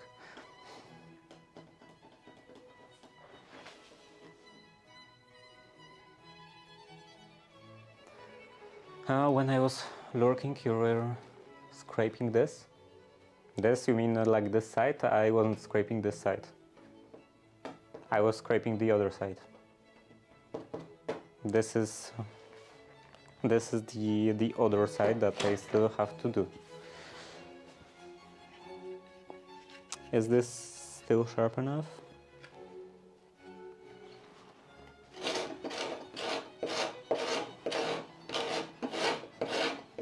Maybe.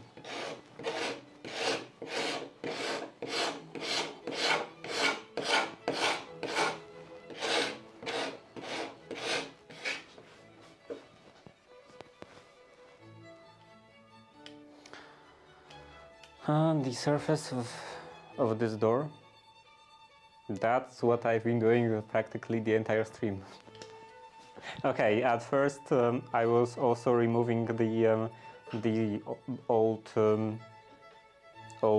glass, like glass pane cement from this this rabbet. So that's what I've been doing for, I don't know, like first half an hour of the stream, but after that, or okay, maybe a bit longer, but after that I was scraping all of the edges. So that's not very specific.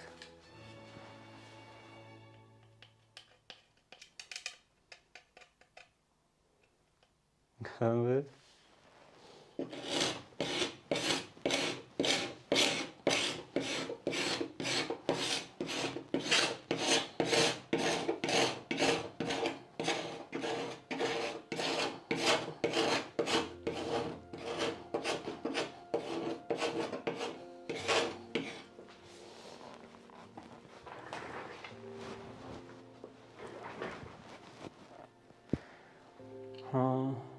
Okay, it was the edge of the internal panel.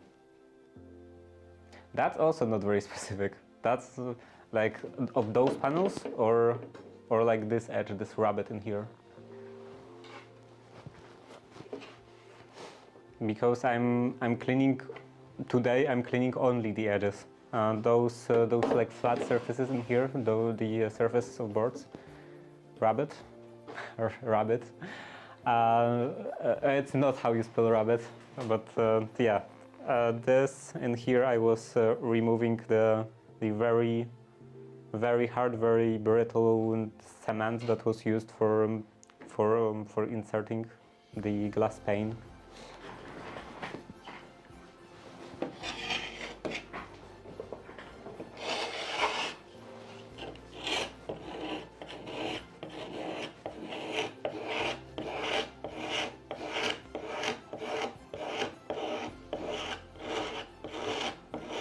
Actually, now I'm not even sure how you spell rabbit. Or the rabbit, I mean. I think with E. R A B B E T. I think.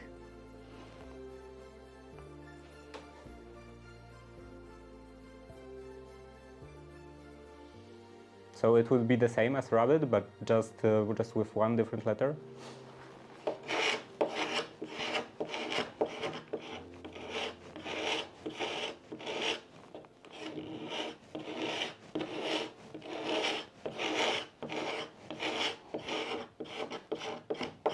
Or maybe it's just with single B? I don't remember.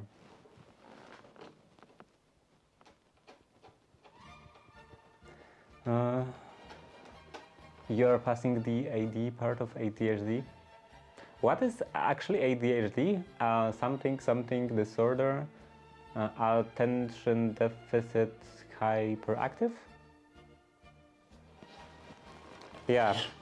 If it's attention deficit, then yeah, I have that attention deficit just constantly, 24/7.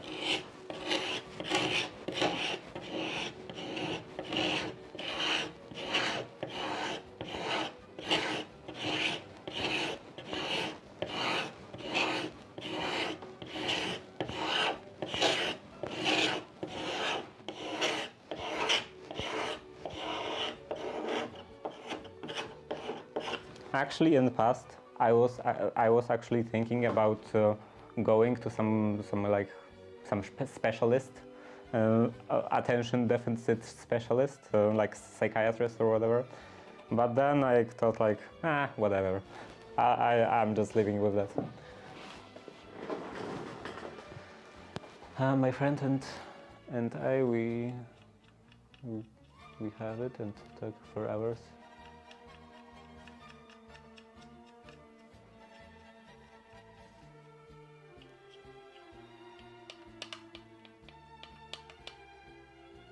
Yeah.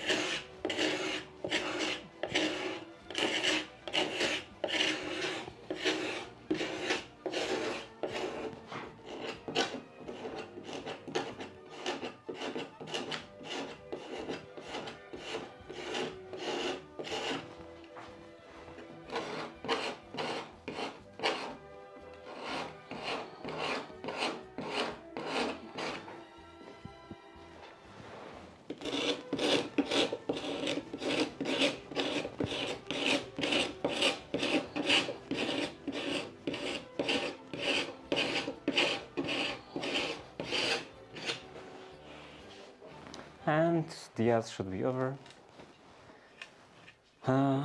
So yeah, I do start one sentence and what was the rest? Beginning idea, something in that sentence, begin another main idea. Yeah.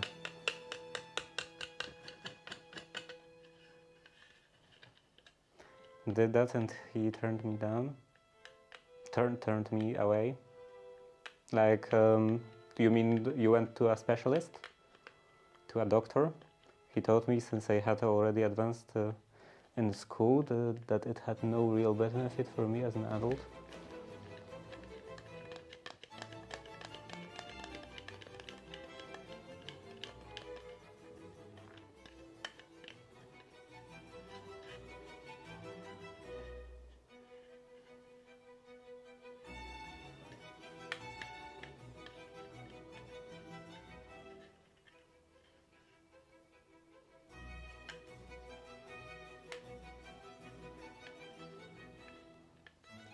I think it really means you can think in parallel.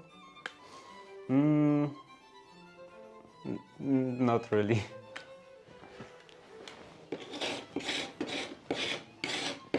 It's actually quite hard to me quite hard for me to concentrate or something on something like think something through, because I get constantly distracted. I constantly change the topic of my thinking. I always found it very hard at the university to listen to lectures, because I would listen and then I would think about one specific word that the lecturer said, and I would be thinking about different stuff connected to that word, or I would remember about something somehow related to that word, and then 5 minutes later I would realize that I forgot to listen, and then I would lose those 5 minutes of the lecture, and I wouldn't have any idea what was going on. So yeah, it wasn't very great, and I was thinking about going to a specialist when I was still in school. But I just didn't, because of reasons. I just didn't feel like it. Mostly, I don't really like going places. I can barely remember last time I went to the hairdresser. Is that how you call them? Like people who cut your hair? Hairdresser? So yeah, I don't go there because it's too much of a hassle, and going to some kind of psychiatrist specialized and this kind of thing would be even more of a hassle. So I didn't go, and after a while I thought that, or I was actually putting that off for a later date, and after a while I thought that I'm just not gonna go. I will just deal with it. I will just accept that I'm not very good at thinking.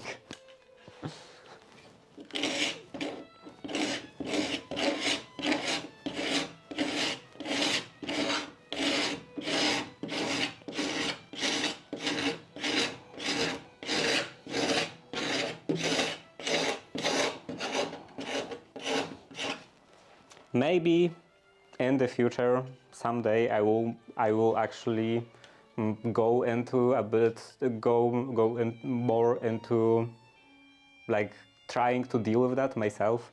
Like I don't know, train myself with some meditation or something. But right now I just don't bother with that. I have other things to do.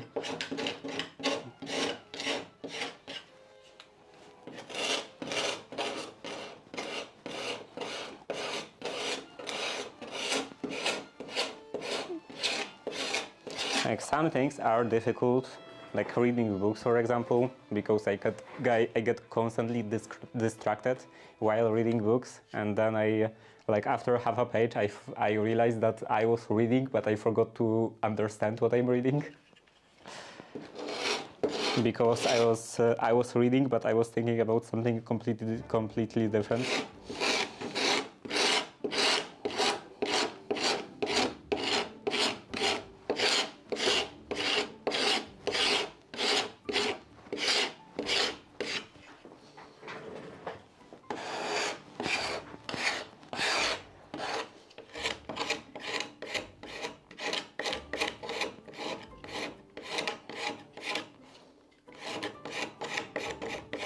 Like in a book I would read about curtains, for example. That you know, the character had nice curtains at their house, and then I would start thinking about curtains that I could use some new curtains, and then I would start thinking like how would I make them, out of what material, where can I find the material, buy the material, and also what kind of mounting system I want to do. Like maybe I want to do some loops at the end made out of fabric, so that the curtain would cover the curtain rod entirely, or stuff like that. And then after half a page I would realize that I wasn't actually I forgot to understand what I'm reading, because I was thinking about the curtains instead of actually analyzing what I'm reading. And like the words were just entering my eyes, taking some space in my brain, and then they were immediately flashed.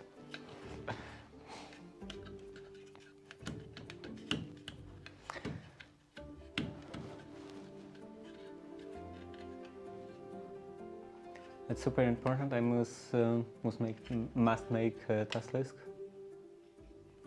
to put me on task. I have a lot of task lists.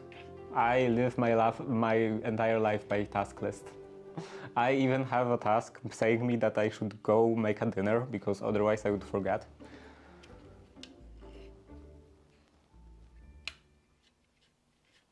Not joking, cannabis would likely offer some focus for you in small doses. I think, of course, not from experience, that it wouldn't actually work for me. Or maybe I'm theoretically theoretizing about doses that could possibly be larger than small doses. So maybe it could work differently in smaller doses. But from my not experience, I think it worsens the problem. Okay, what was the next? You just described me.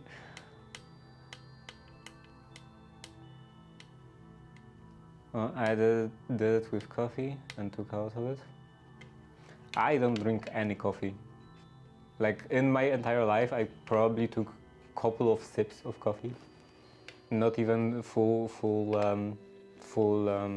like coffee.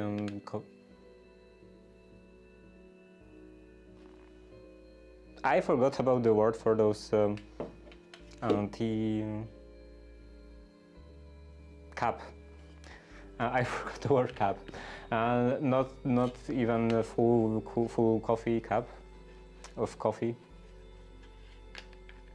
Not even full cup of coffee, just a couple of sips. So yeah, I don't ever drink any coffee, absolutely at all.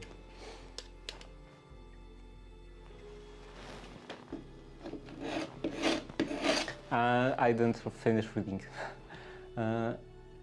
It works for sure in my area.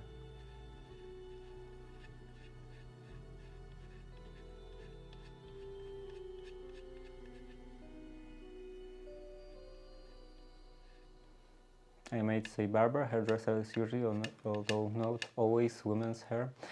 Yeah, I like when I think about barber, I think about someone that deals specifically with facial hair, with beards and mustaches and stuff like that. I guess.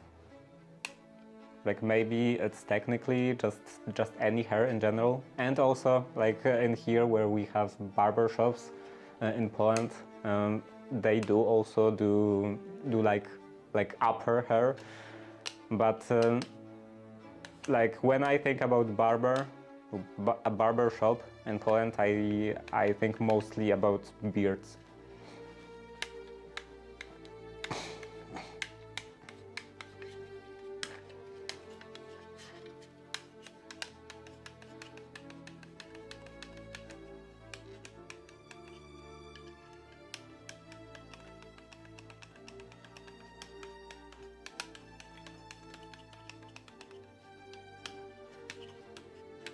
I'm glad I did not get treatment because medications are amphetamines. Yeah, I know that. Gateway to smoking crack. I don't think I would be smoking crack. I feel like I'm actually quite, I don't know, maybe not immune, but quite resistant to any kind of addiction, especially that kind of addiction. Like, even with alcohol, I drink like once every couple of months. I don't ever feel like I would like to drink alcohol.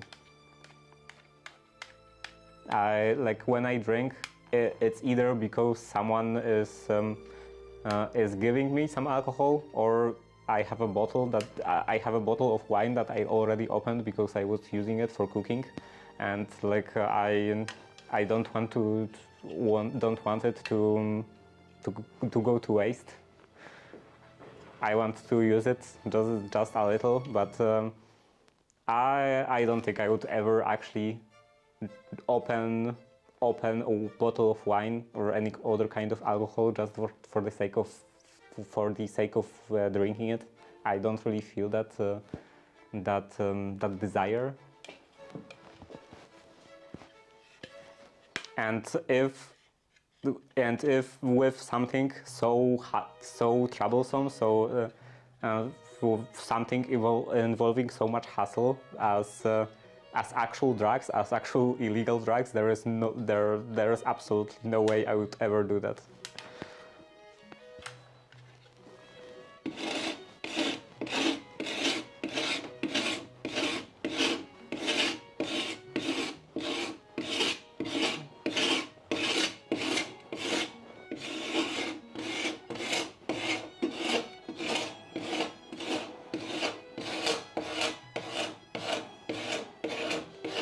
Even if I would be like hypothetically, not absolutely completely hypothetically, smoking some stuff that is illegal in Poland, like cannabis, I would be hypothetically only doing that when someone would share that. I wouldn't ever seek that myself, like buy that myself or something.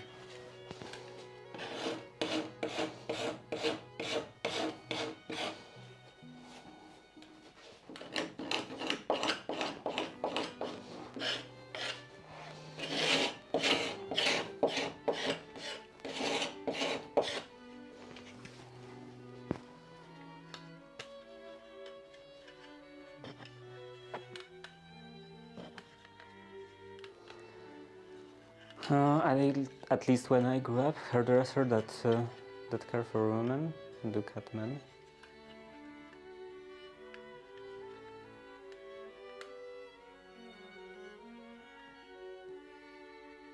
Yeah, like in Poland, barber shops are pretty new invention. Like in the past, there were exceptions. Like there were shops completely specialized and cutting men and cutting men and women and cutting women's hair and men's hair. But most of the time, it was common for both sexes. Like everyone would go to the same establishment.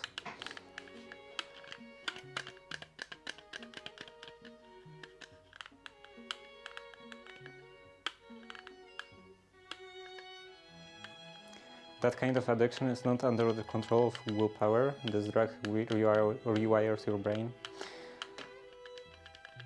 Yeah, but it's more about hustle for me, of getting that. Like I'm not talking about like being in the same room with drugs, because that would be different. I think that would be in that case it would be possible that I would get addicted. But if it's something that I have to seek out outside of my house, I have to actively go somewhere to get that. There is no way I would do that.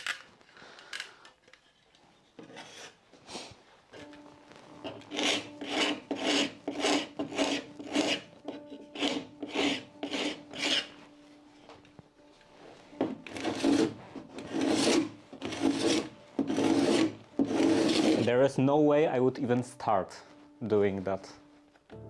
Like I can't think of absolutely any situation, any occasion on which I could be exposed to that stuff. Like I don't go ever to any kind of parties.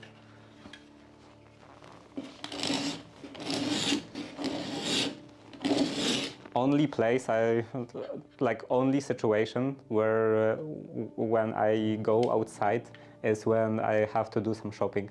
I have to do some weird grocery shopping, or I have to buy something from hardware store.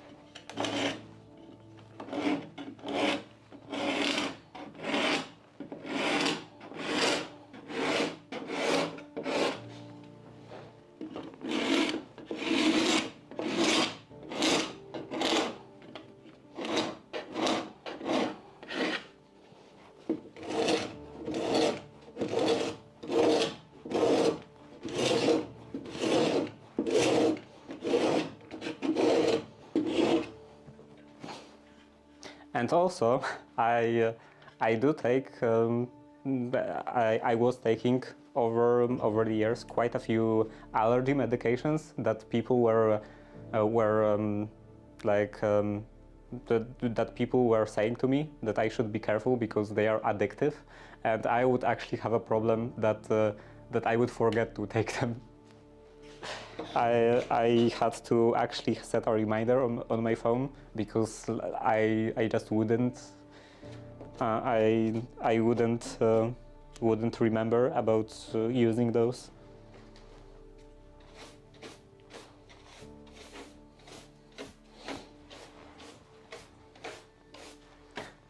The nasal spray one, not only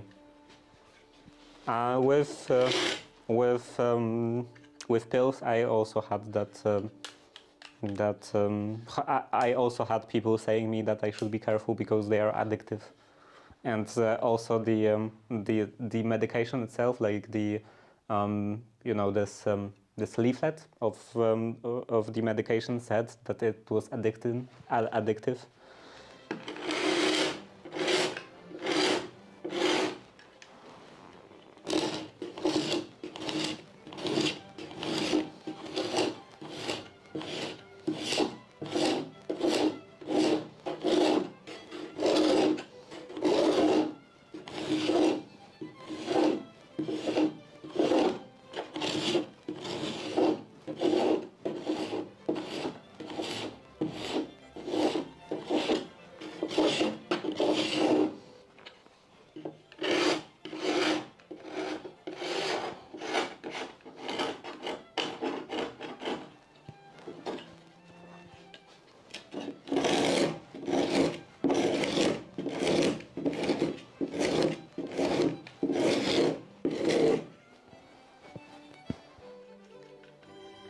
My UNIF secretary was addicted to it. She had a collection of nasal bottles.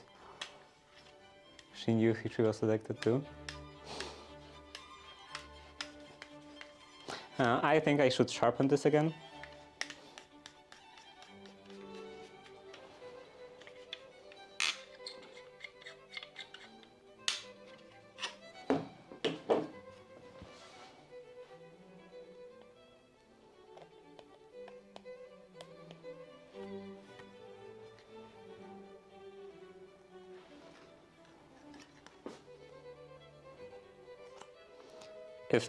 If there is anything I would be at least kind of addicted, it would be sweets, because I like sweets, but that's also not it's not something that I would actively go to the store just to buy sweets.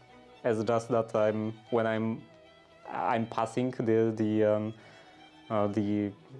the stand with sweets at the grocery store, I would get chocolate. And also when someone is giving me some kind of sweets, some kind of like chocolate or whatever else because of some occasion, I will always eat all of that in a single day.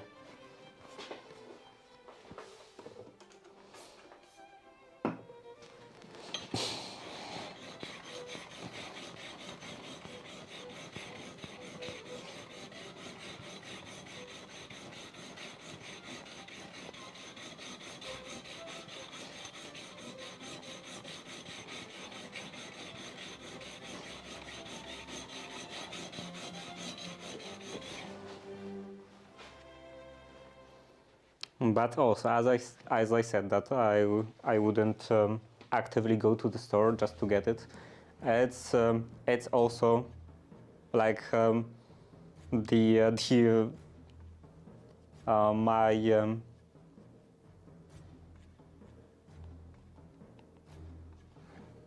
I can think of words. My distaste, I guess, for hassle is stronger than my addiction to sweets.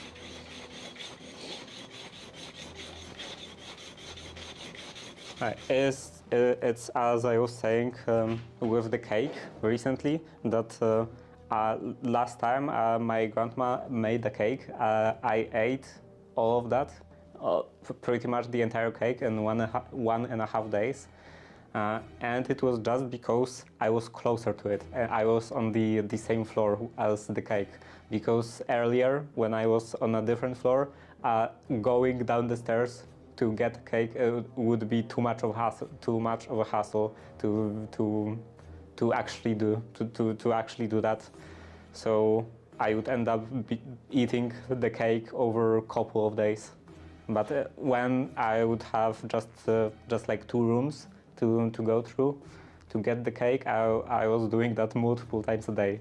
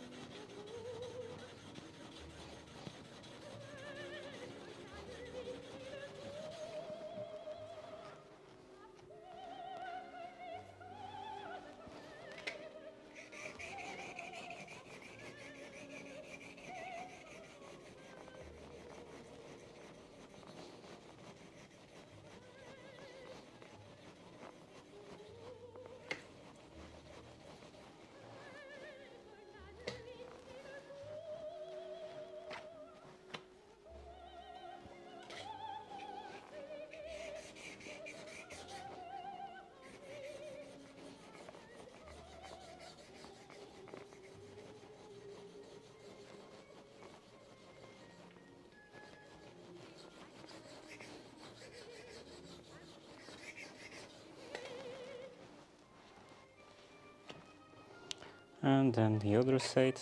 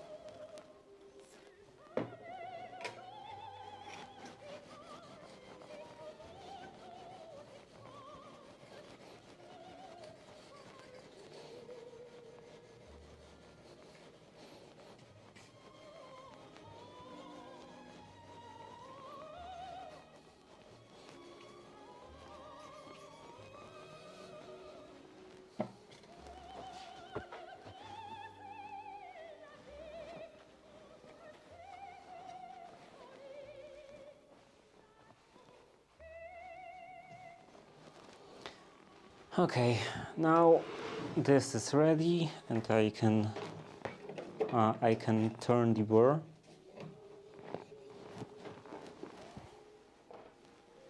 With my new fancy burnisher.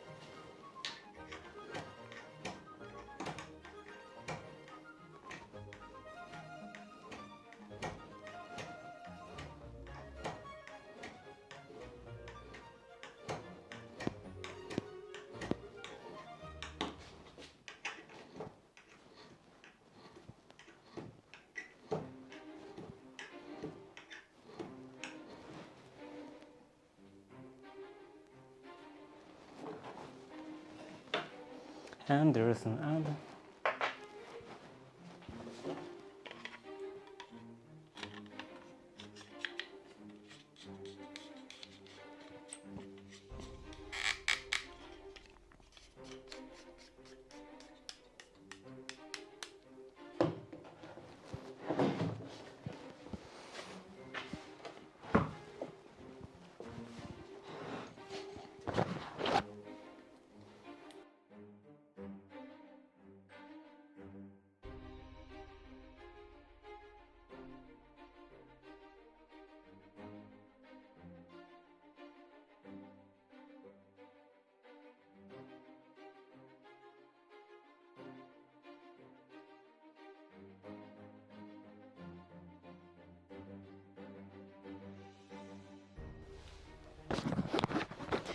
Okay, so this still needs some work.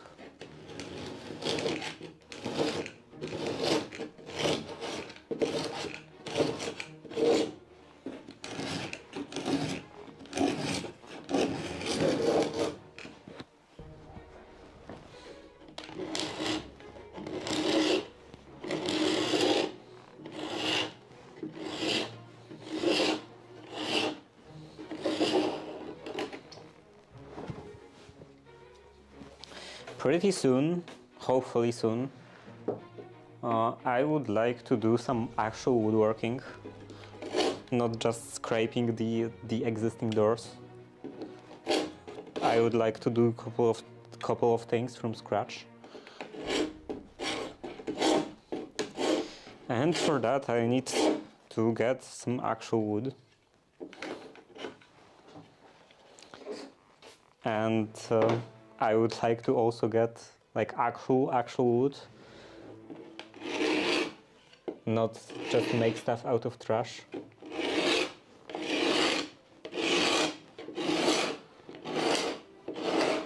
Because it's meant to be the stuff for my house, not for the workshop. Because for workshop it's fine to make stuff out of trash. I'm fine with making stuff out of trash.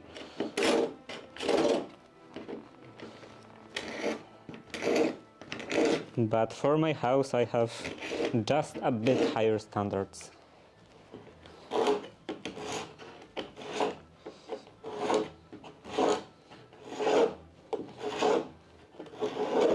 Barely, but higher.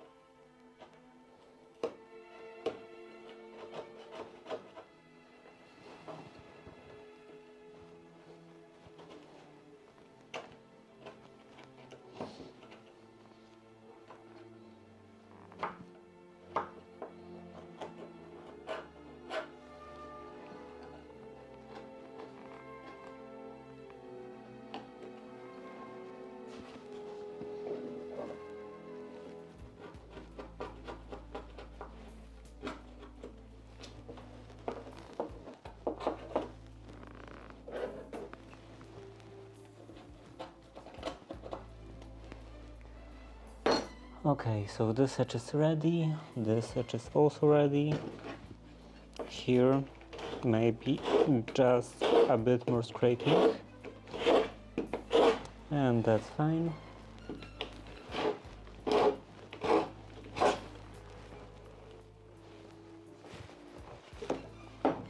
And now in here.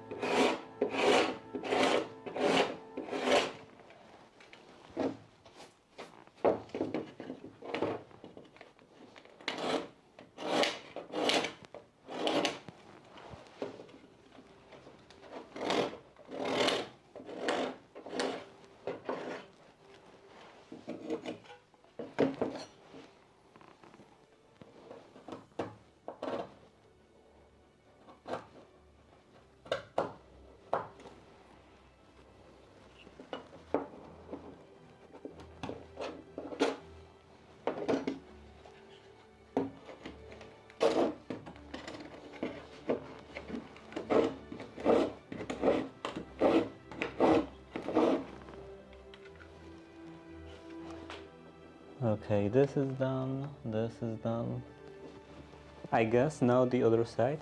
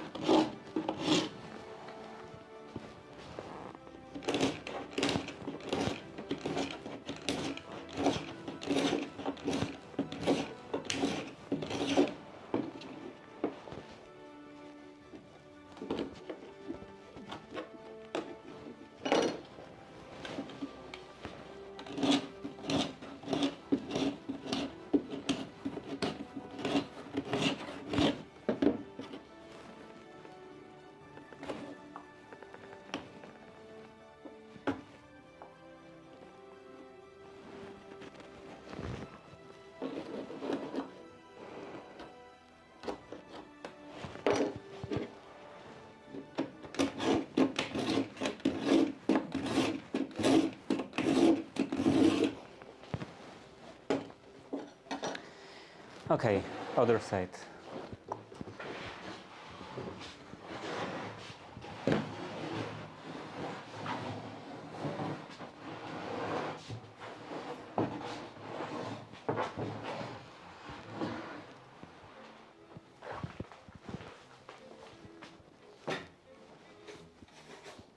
What's the time?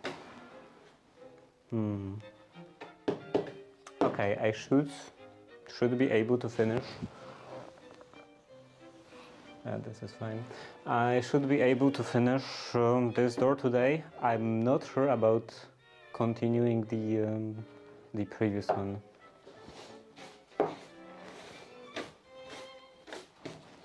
I will probably start continuing the previous one, but not sure how far will I go. Will I manage to go?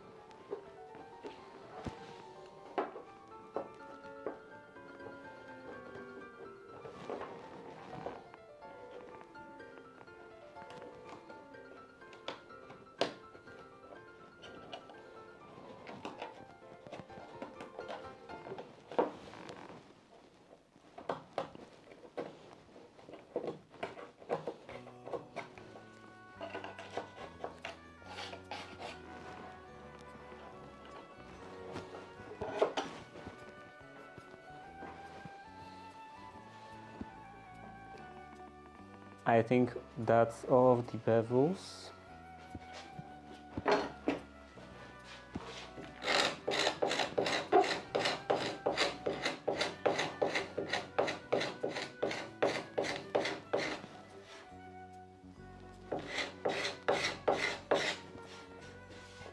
And then I could maybe also take care of this edge in here.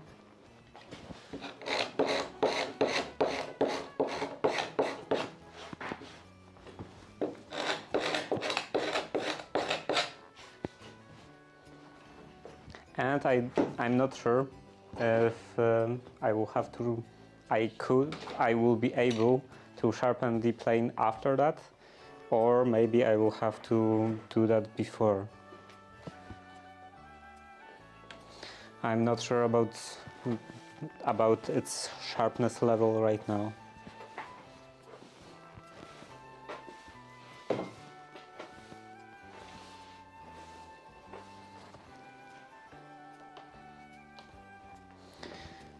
But working on those edges is pretty rough. What was that? Oh, a mouse. It's not very good to drop a mouse.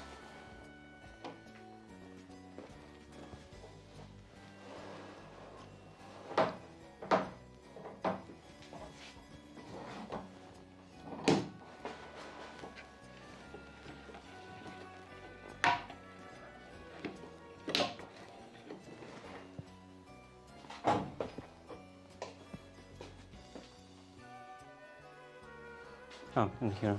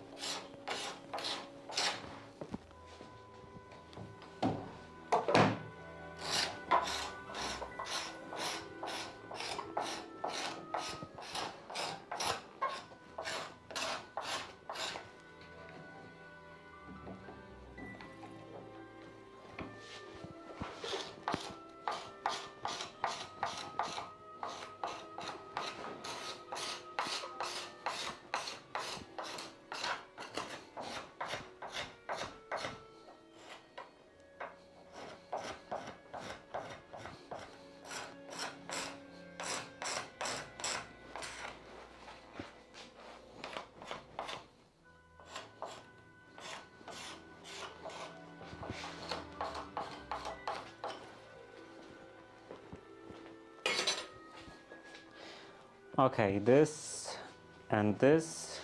This maybe not. This maybe also stay.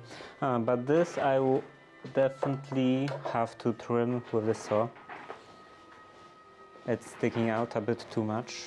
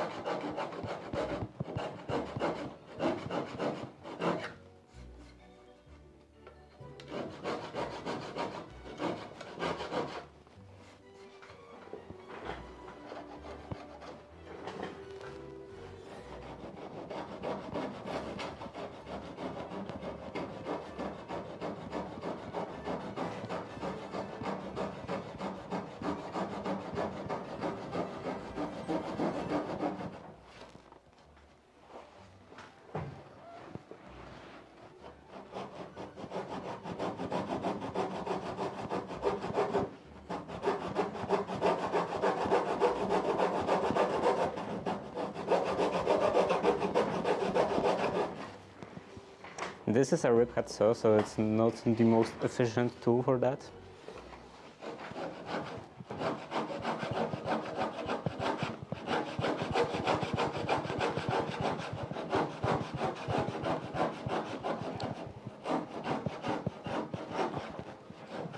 But it somewhat works.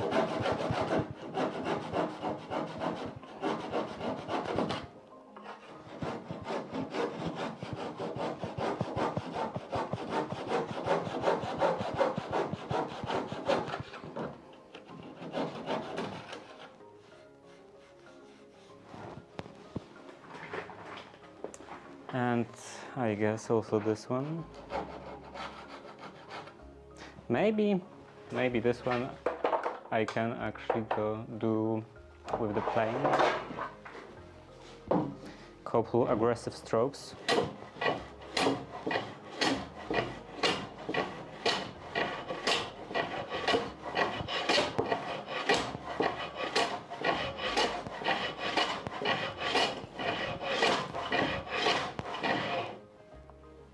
Yeah, I think that's good.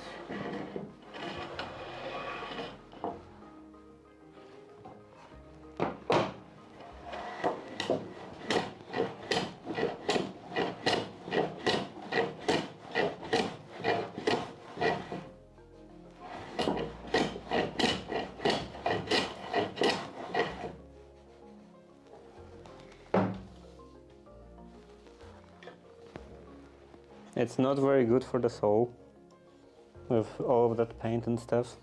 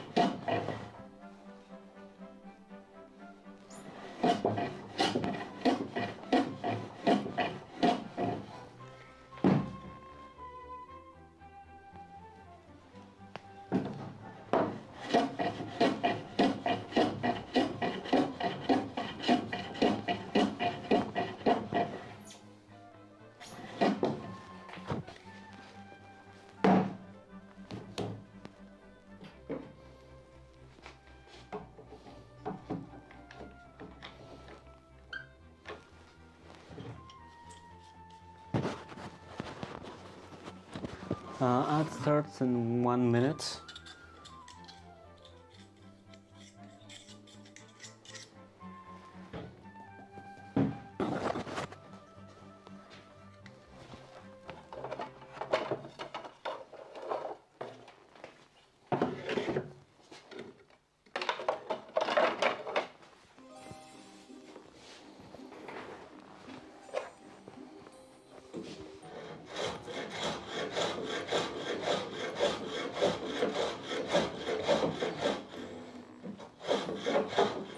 Yeah, looks like I will still have to sharpen it.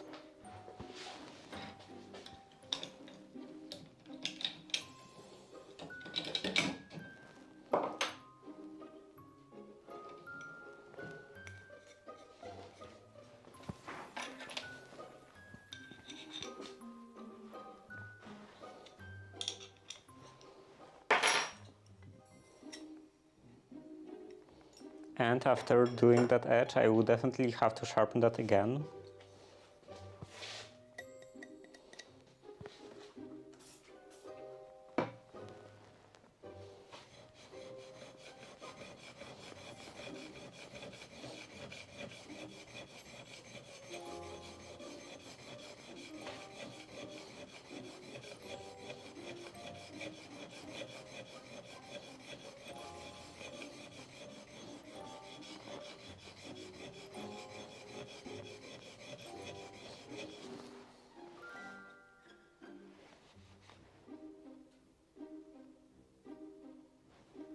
Much higher.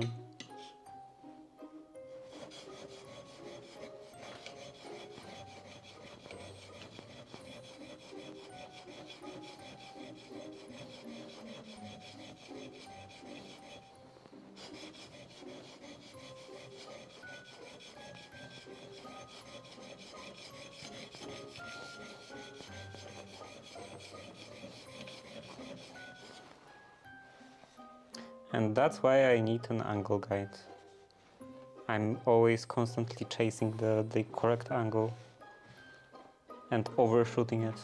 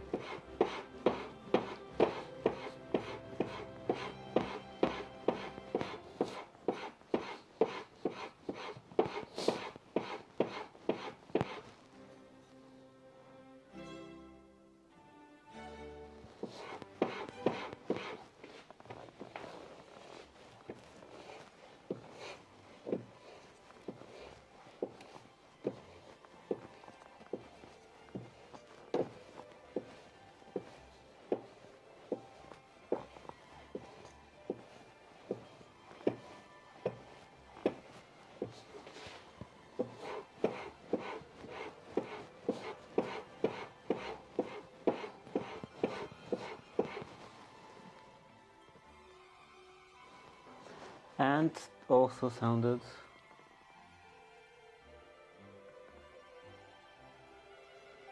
like a message.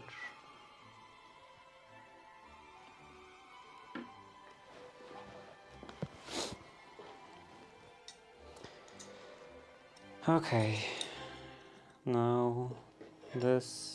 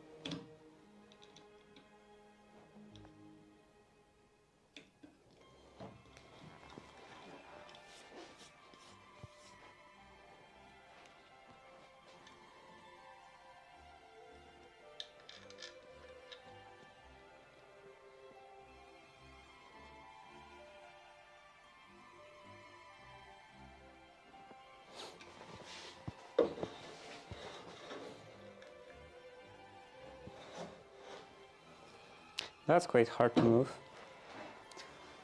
Let's use some oil.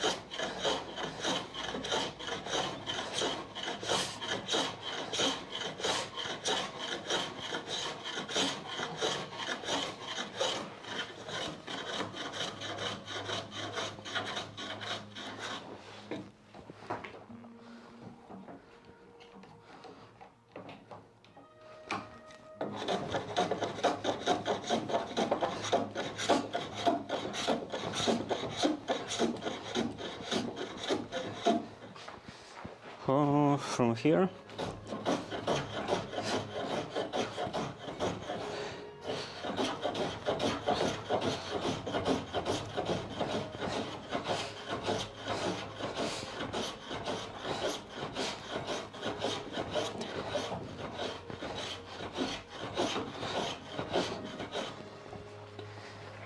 Okay, now I can go onto the surfaces in here, and because going on the edge in here over all of that paint and tenons and other stuff was definitely quite rough. I will touch the edge up again.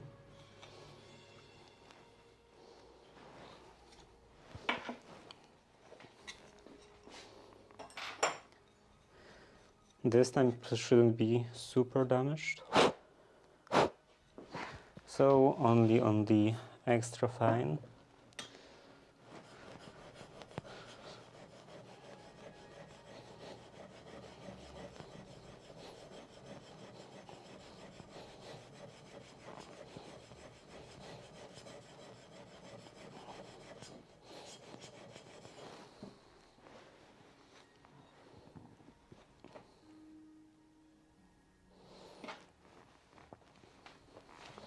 Now on the strop.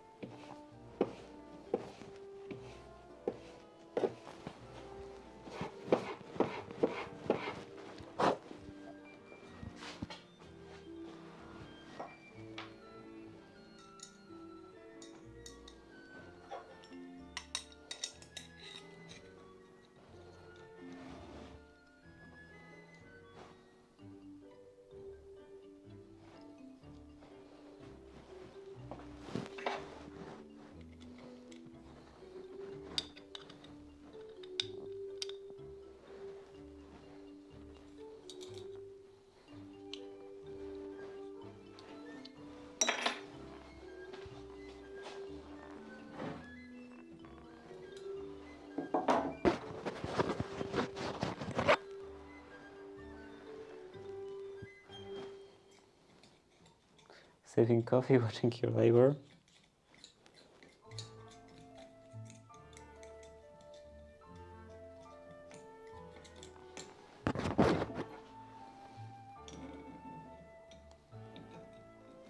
I was talking about this earlier today, that that's like I would assume, maybe I'm wrong, but I would assume that most of people in here, like maybe in co-working in general, but especially on this kind of stream, are not actually doing any working or especially physical working, and are just sitting on a couch and watching other people work.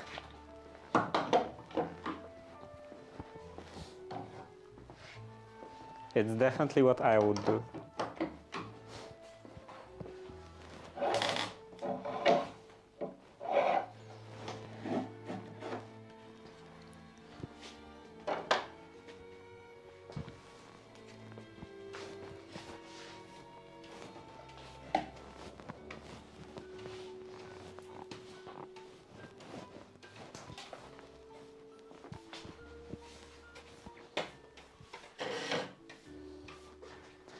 I want the table in here, especially at this point, fairly clean.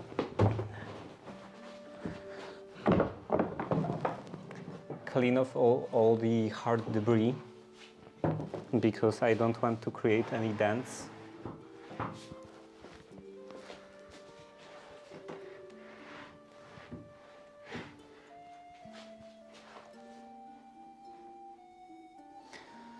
Sometimes I am coding or writing notes. Writing notes while watching the stream, I could never. I would be too distracted.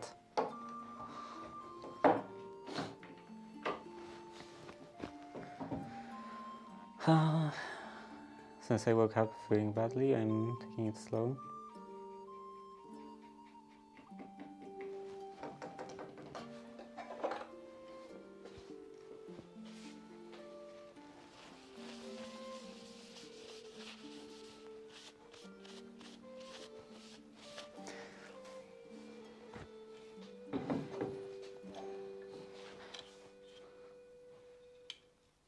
I forgot to adjust the angle,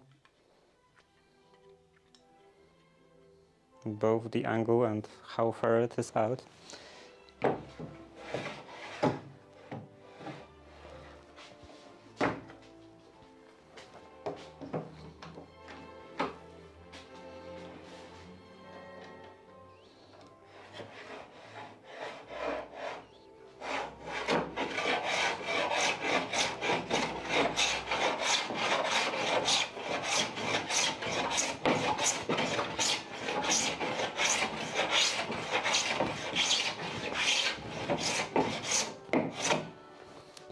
was thinking recently if I shouldn't take the rest of the renovation slow.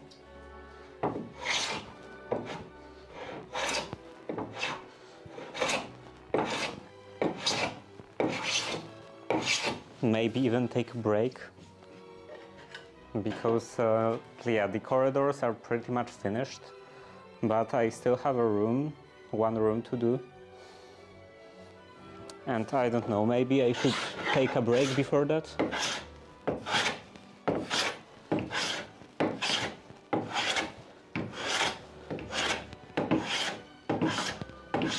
And do some stuff for myself, especially for my back. For the condition of my back.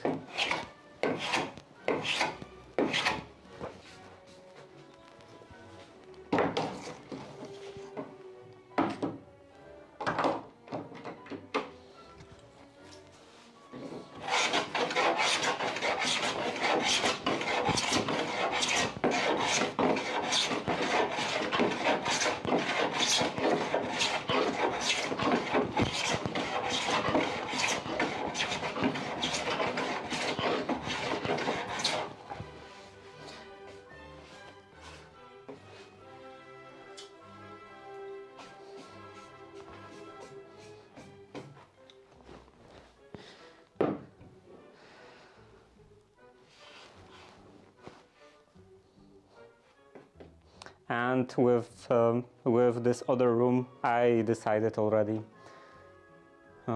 get some nice acupuncture. With the no, I was thinking about exercises like physiotherapy. Actually, is it the same word in English, like physiotherapeutical? Like, you know, like back issues related, or well, physiotherapeutical would be physical therapy. Okay. So would the adjective be physical therapy? What would be the adjective? Like exercises, the adjective for exercises of physical therapy. But anyway, I was thinking about some exercises for my back.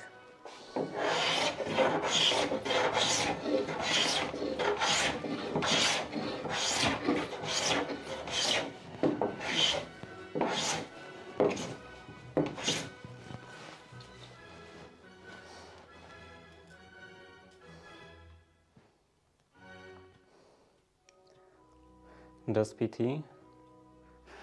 don't have time for whole words. So PT exercises. So yeah, in that case, I was thinking about some PT exercises that I was actually doing before, but then I just didn't have time. Also, isn't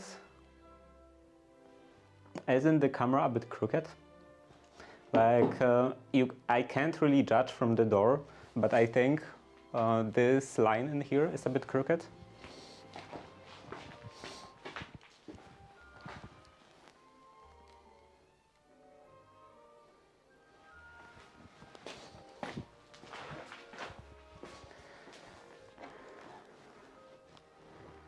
No, it's the door. Now the door is also straighter. And yeah, when I'm judging if something is crooked, I'm looking mostly at the wall in here, if the wall is straight. Because the door adds a matter of perspective. If the camera is a bit more to this side or to that side, and how the door is rotated.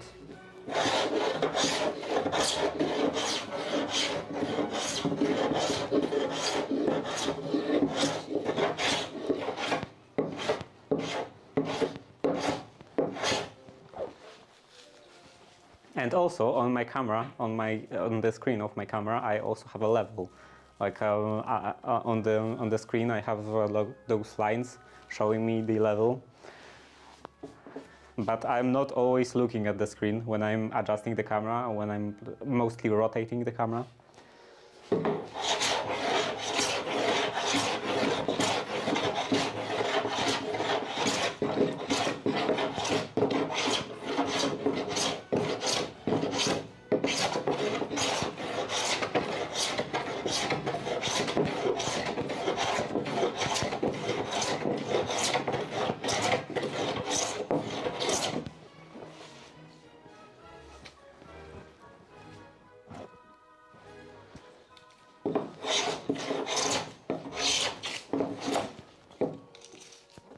Maybe that's too heavy.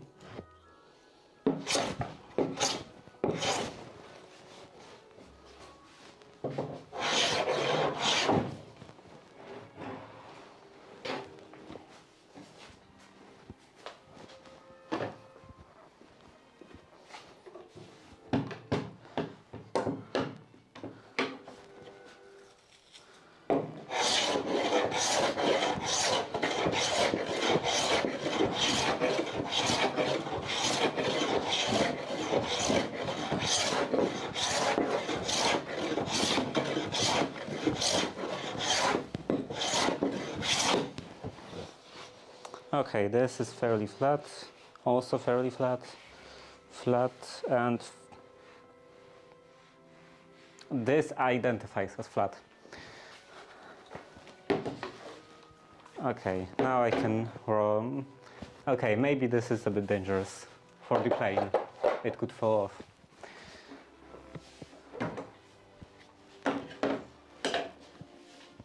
And also the edge. Let's quickly do slight chamfer on the edge.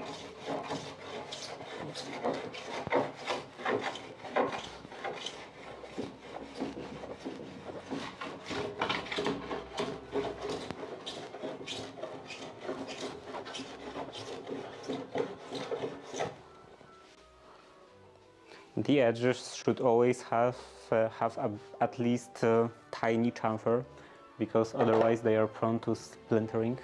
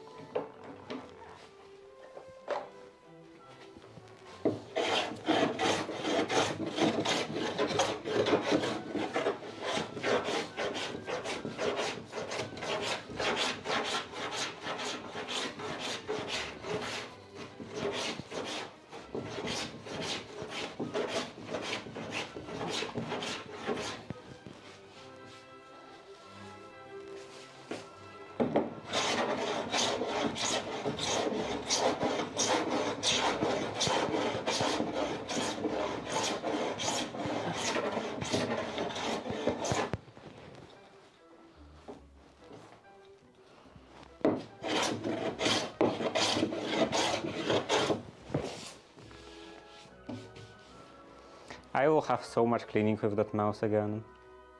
I hate that mouse.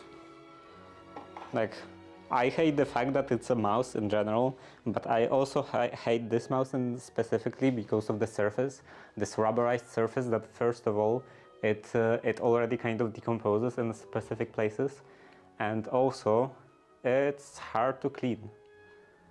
Like those hard surfaces, like the buttons in here, those are fairly easy to wipe any kind of dust, but for this rubberized surface I have to actually wash it, and it's horrible.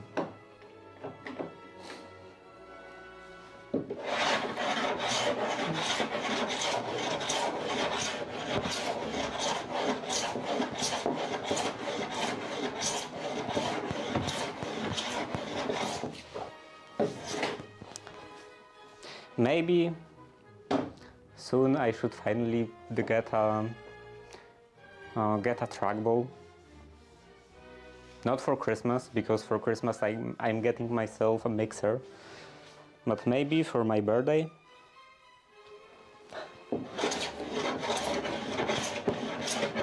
Or maybe just without an occasion.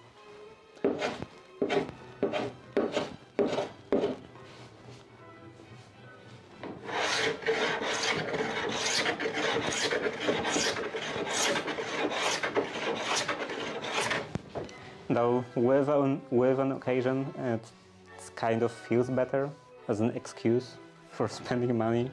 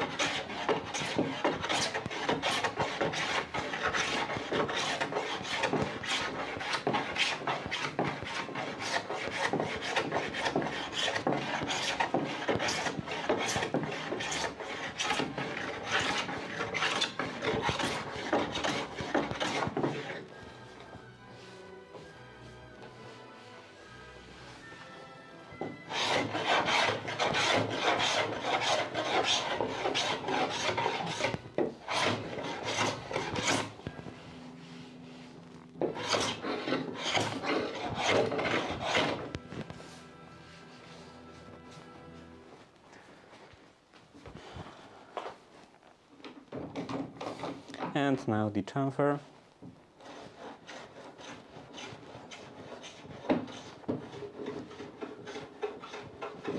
Wow, it's super late.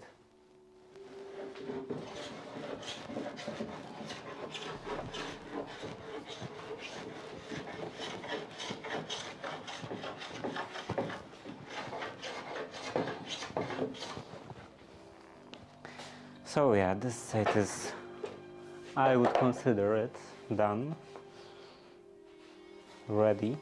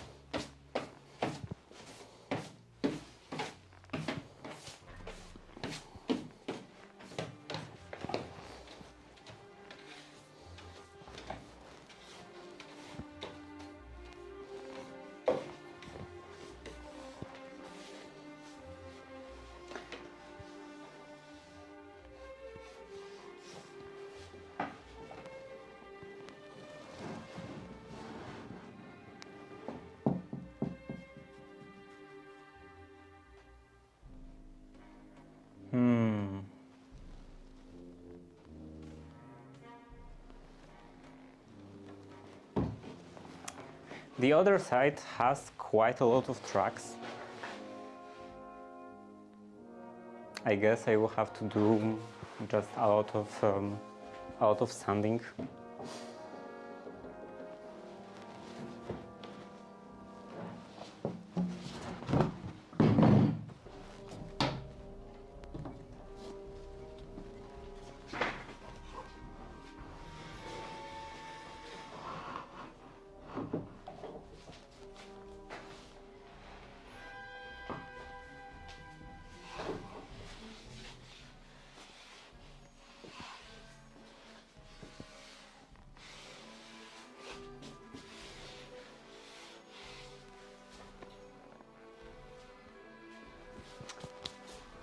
Okay, let's sharpen it again.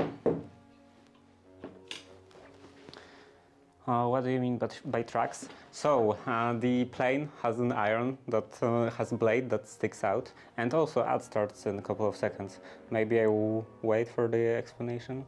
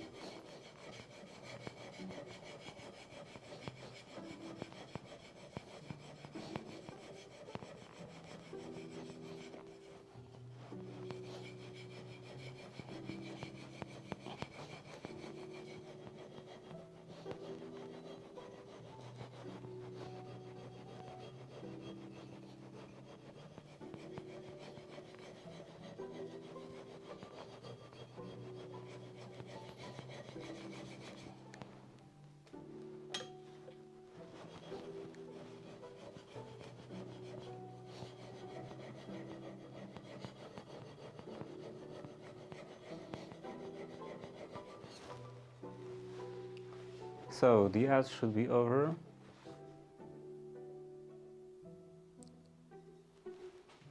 But I still haven't finished. Okay, this should be enough in here.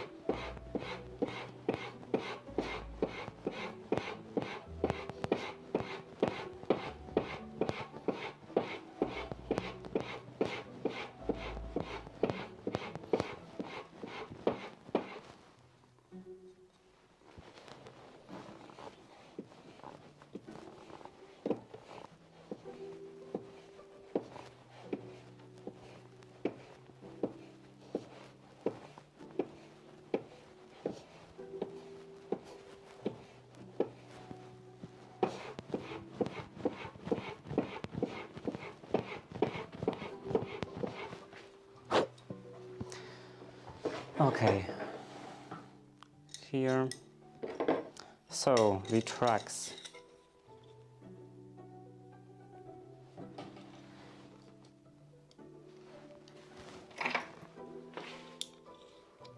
Tighten, too close.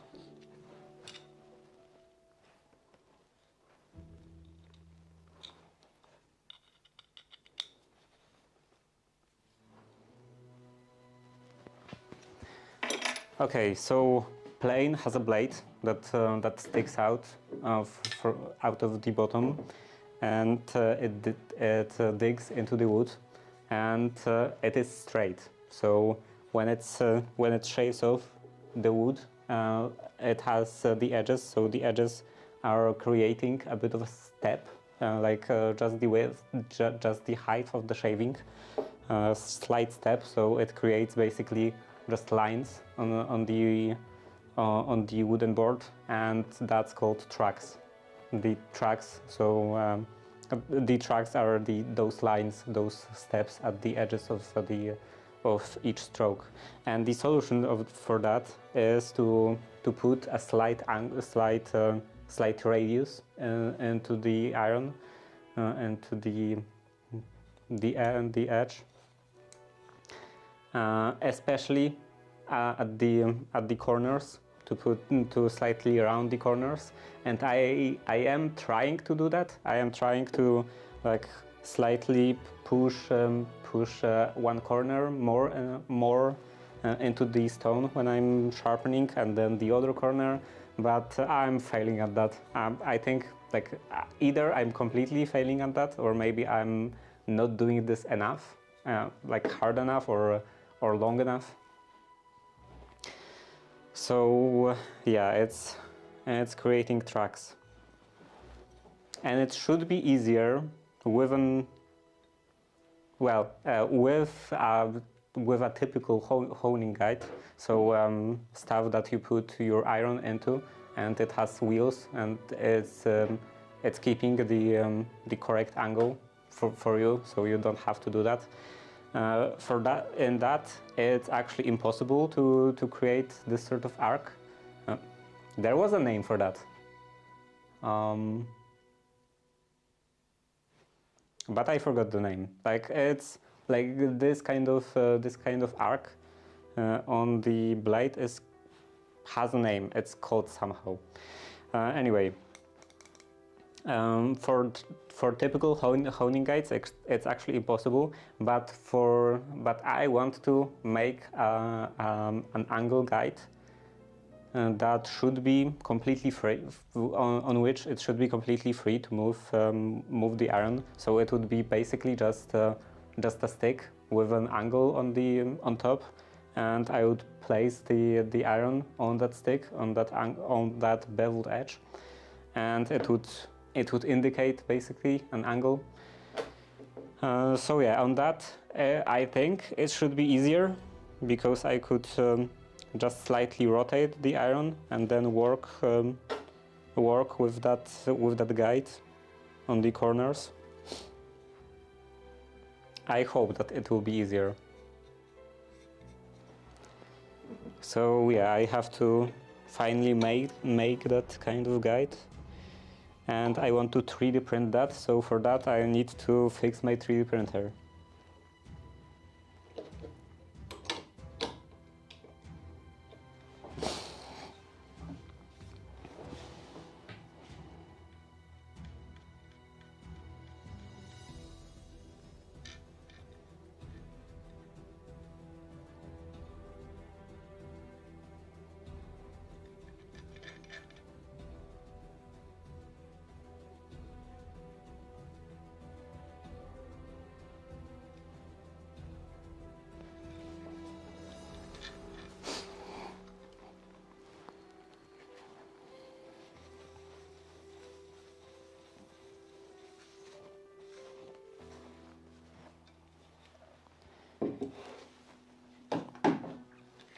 Okay, and let's start working in here.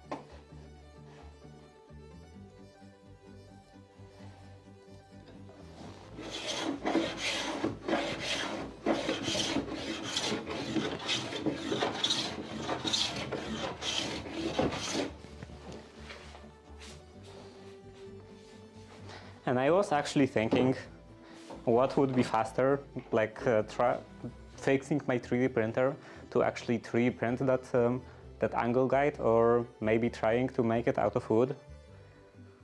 Doing this out of wood would be kind of a pain because I would have to be careful to make everything like actually consistent, even, and in width and sound and mostly height. I don't think other dimension would matter that much. So yeah, consistent in height, and also create a good angle, proper angle on that one face.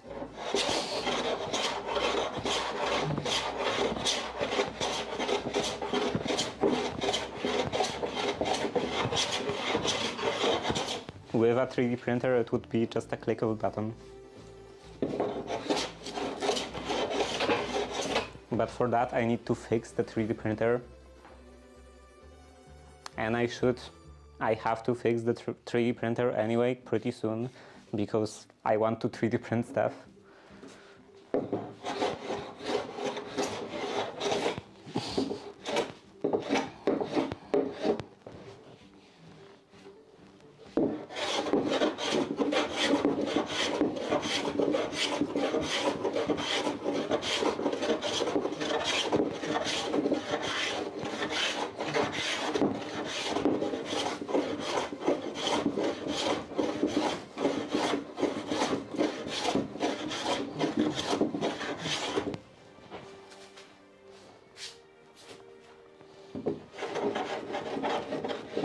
Okay, looks like, yeah, this is the low spot.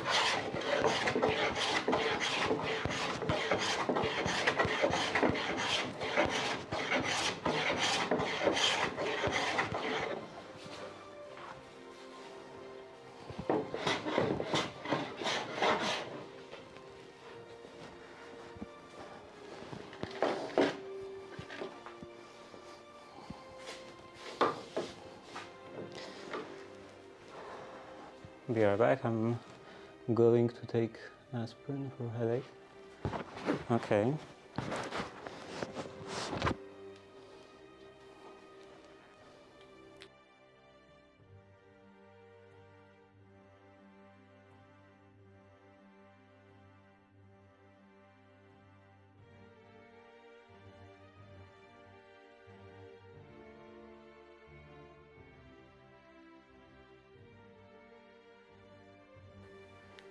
Yeah, it was this fake leather, and now the leather part is completely gone. It's just a piece of canvas. Well, there is still some at the top.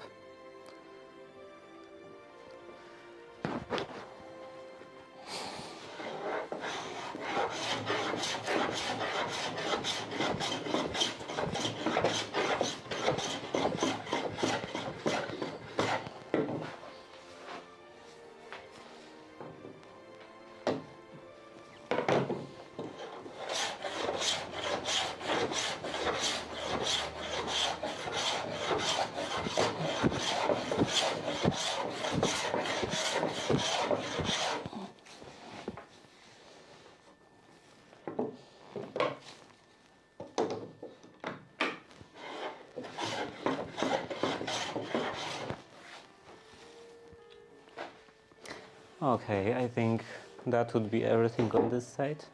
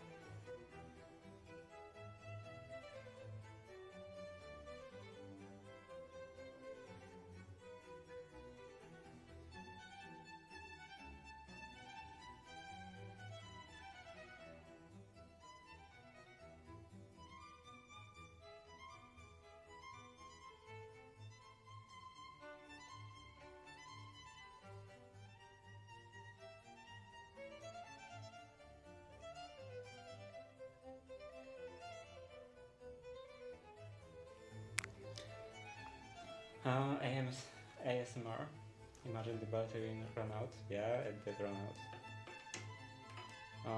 3 minutes ago.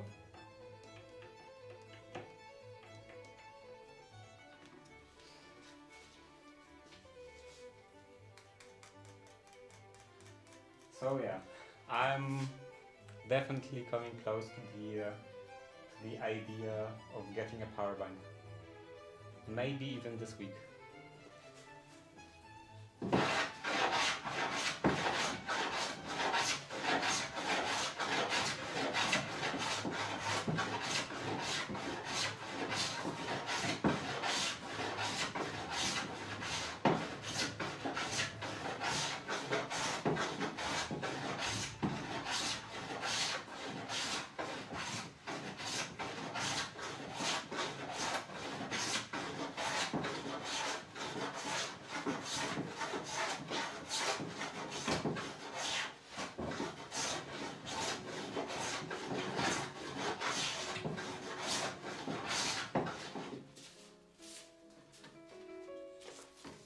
But I have two problems with getting a power bank.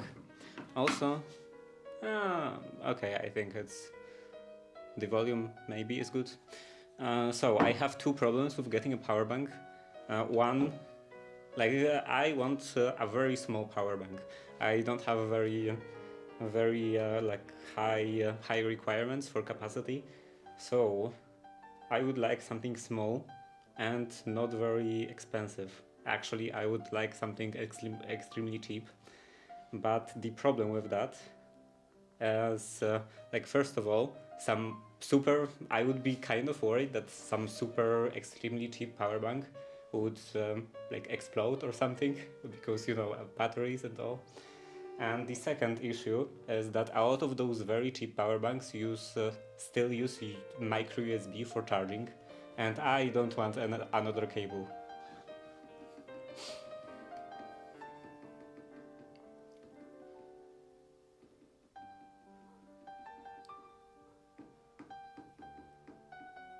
Just 48 hours of battery time? I don't need that. Like, even for 24-hour streams, I don't think I would have a need for that. I think, like, I would be fine.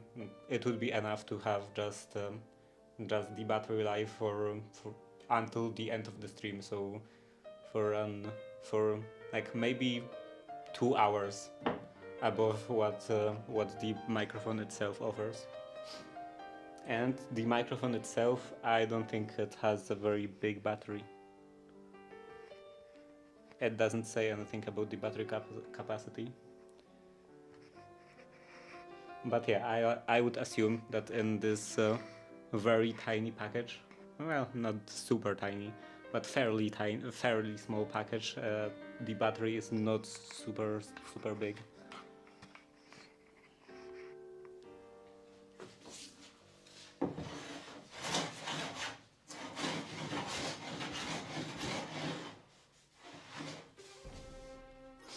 Okay, maybe that would be all.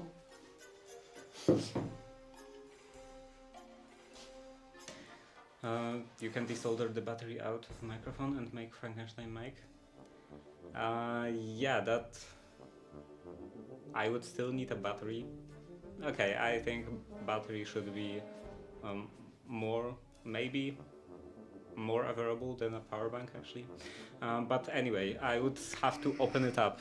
And first of all, I don't want to open it up because it's like sealed and everything, and I actually want that because of all the dust and stuff, and the fact that I'm putting it into my clothes.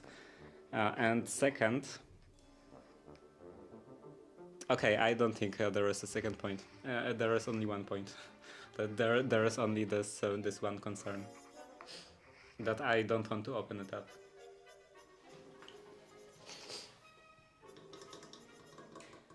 So I think I would consider that done. So the next step is to apply the wood filler. And I don't think I will have enough time to actually start working on the previous door. So I will have to leave that for tomorrow, I guess.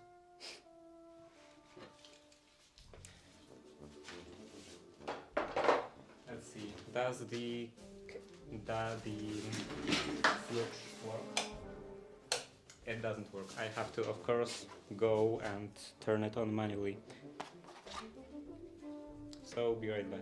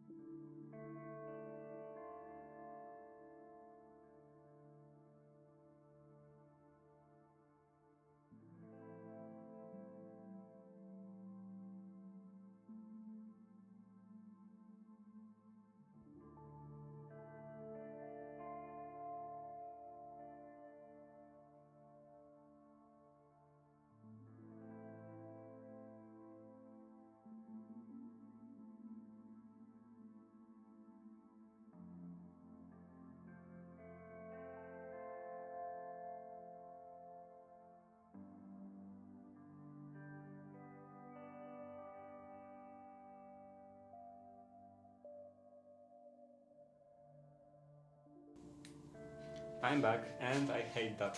Absolutely hate that remote controller. Because of the range. It has a horrible range, so instead of quickly pressing, for example, DCA, I have to hold D, like wiggle my hand a bit so that it actually registers, then hold C, wiggle my hand so it registers, and then hold A until I get the desired result. So it's actually barely usable.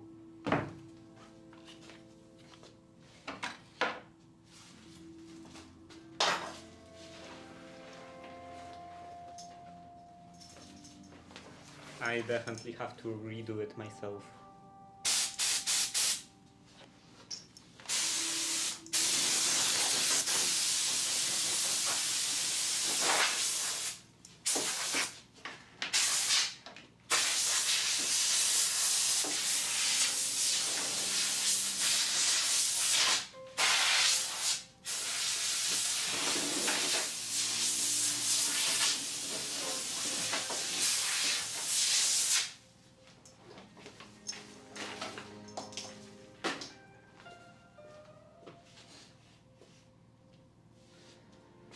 And then some wood filler.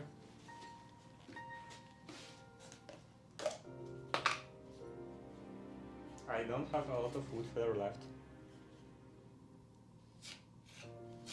I don't think it would last for one more door.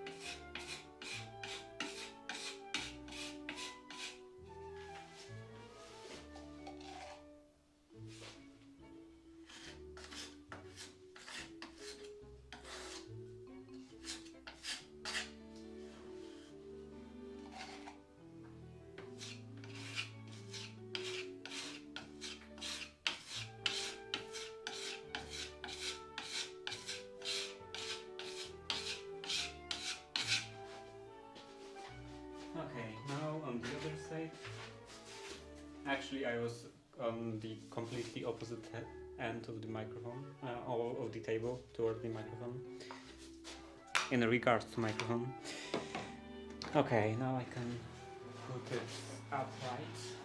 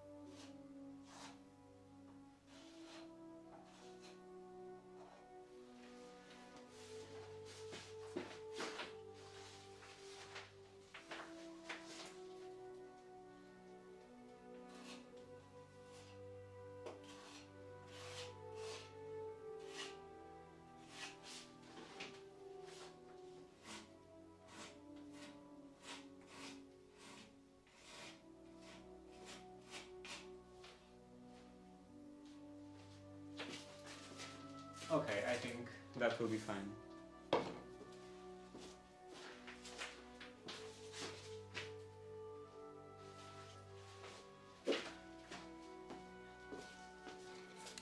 Oh.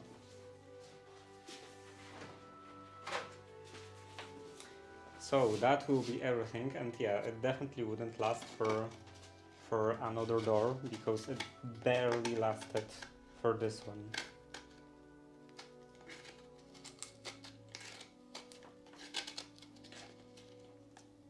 Now it's practically empty.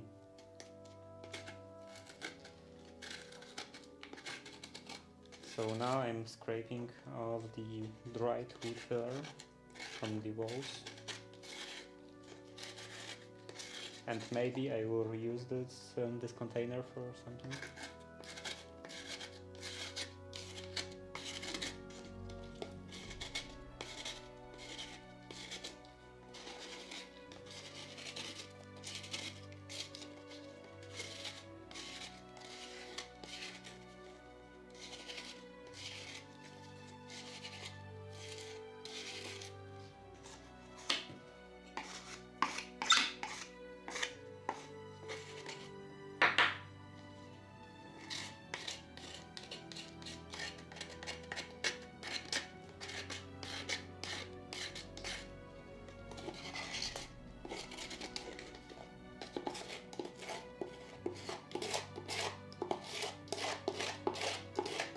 And yeah, that's the end of the stream. Sadly, I didn't actually manage to start working on the next door. I will have to do that tomorrow and do that fairly quickly, but because they are supposed to be actually finished. Yeah, the Atom said that that he's heading out, and I assume he's gone already.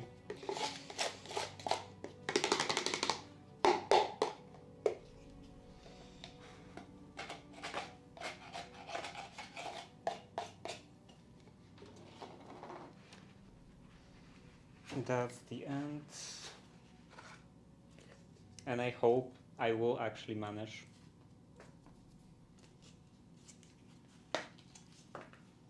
to finish everything, because because Wednesday is a very good time for painting everything. I could dedicate entire day to that and do. I don't think I would manage to do actually all of the layers, but at least 3 layers should be. It should be definitely enough time for 3 layers.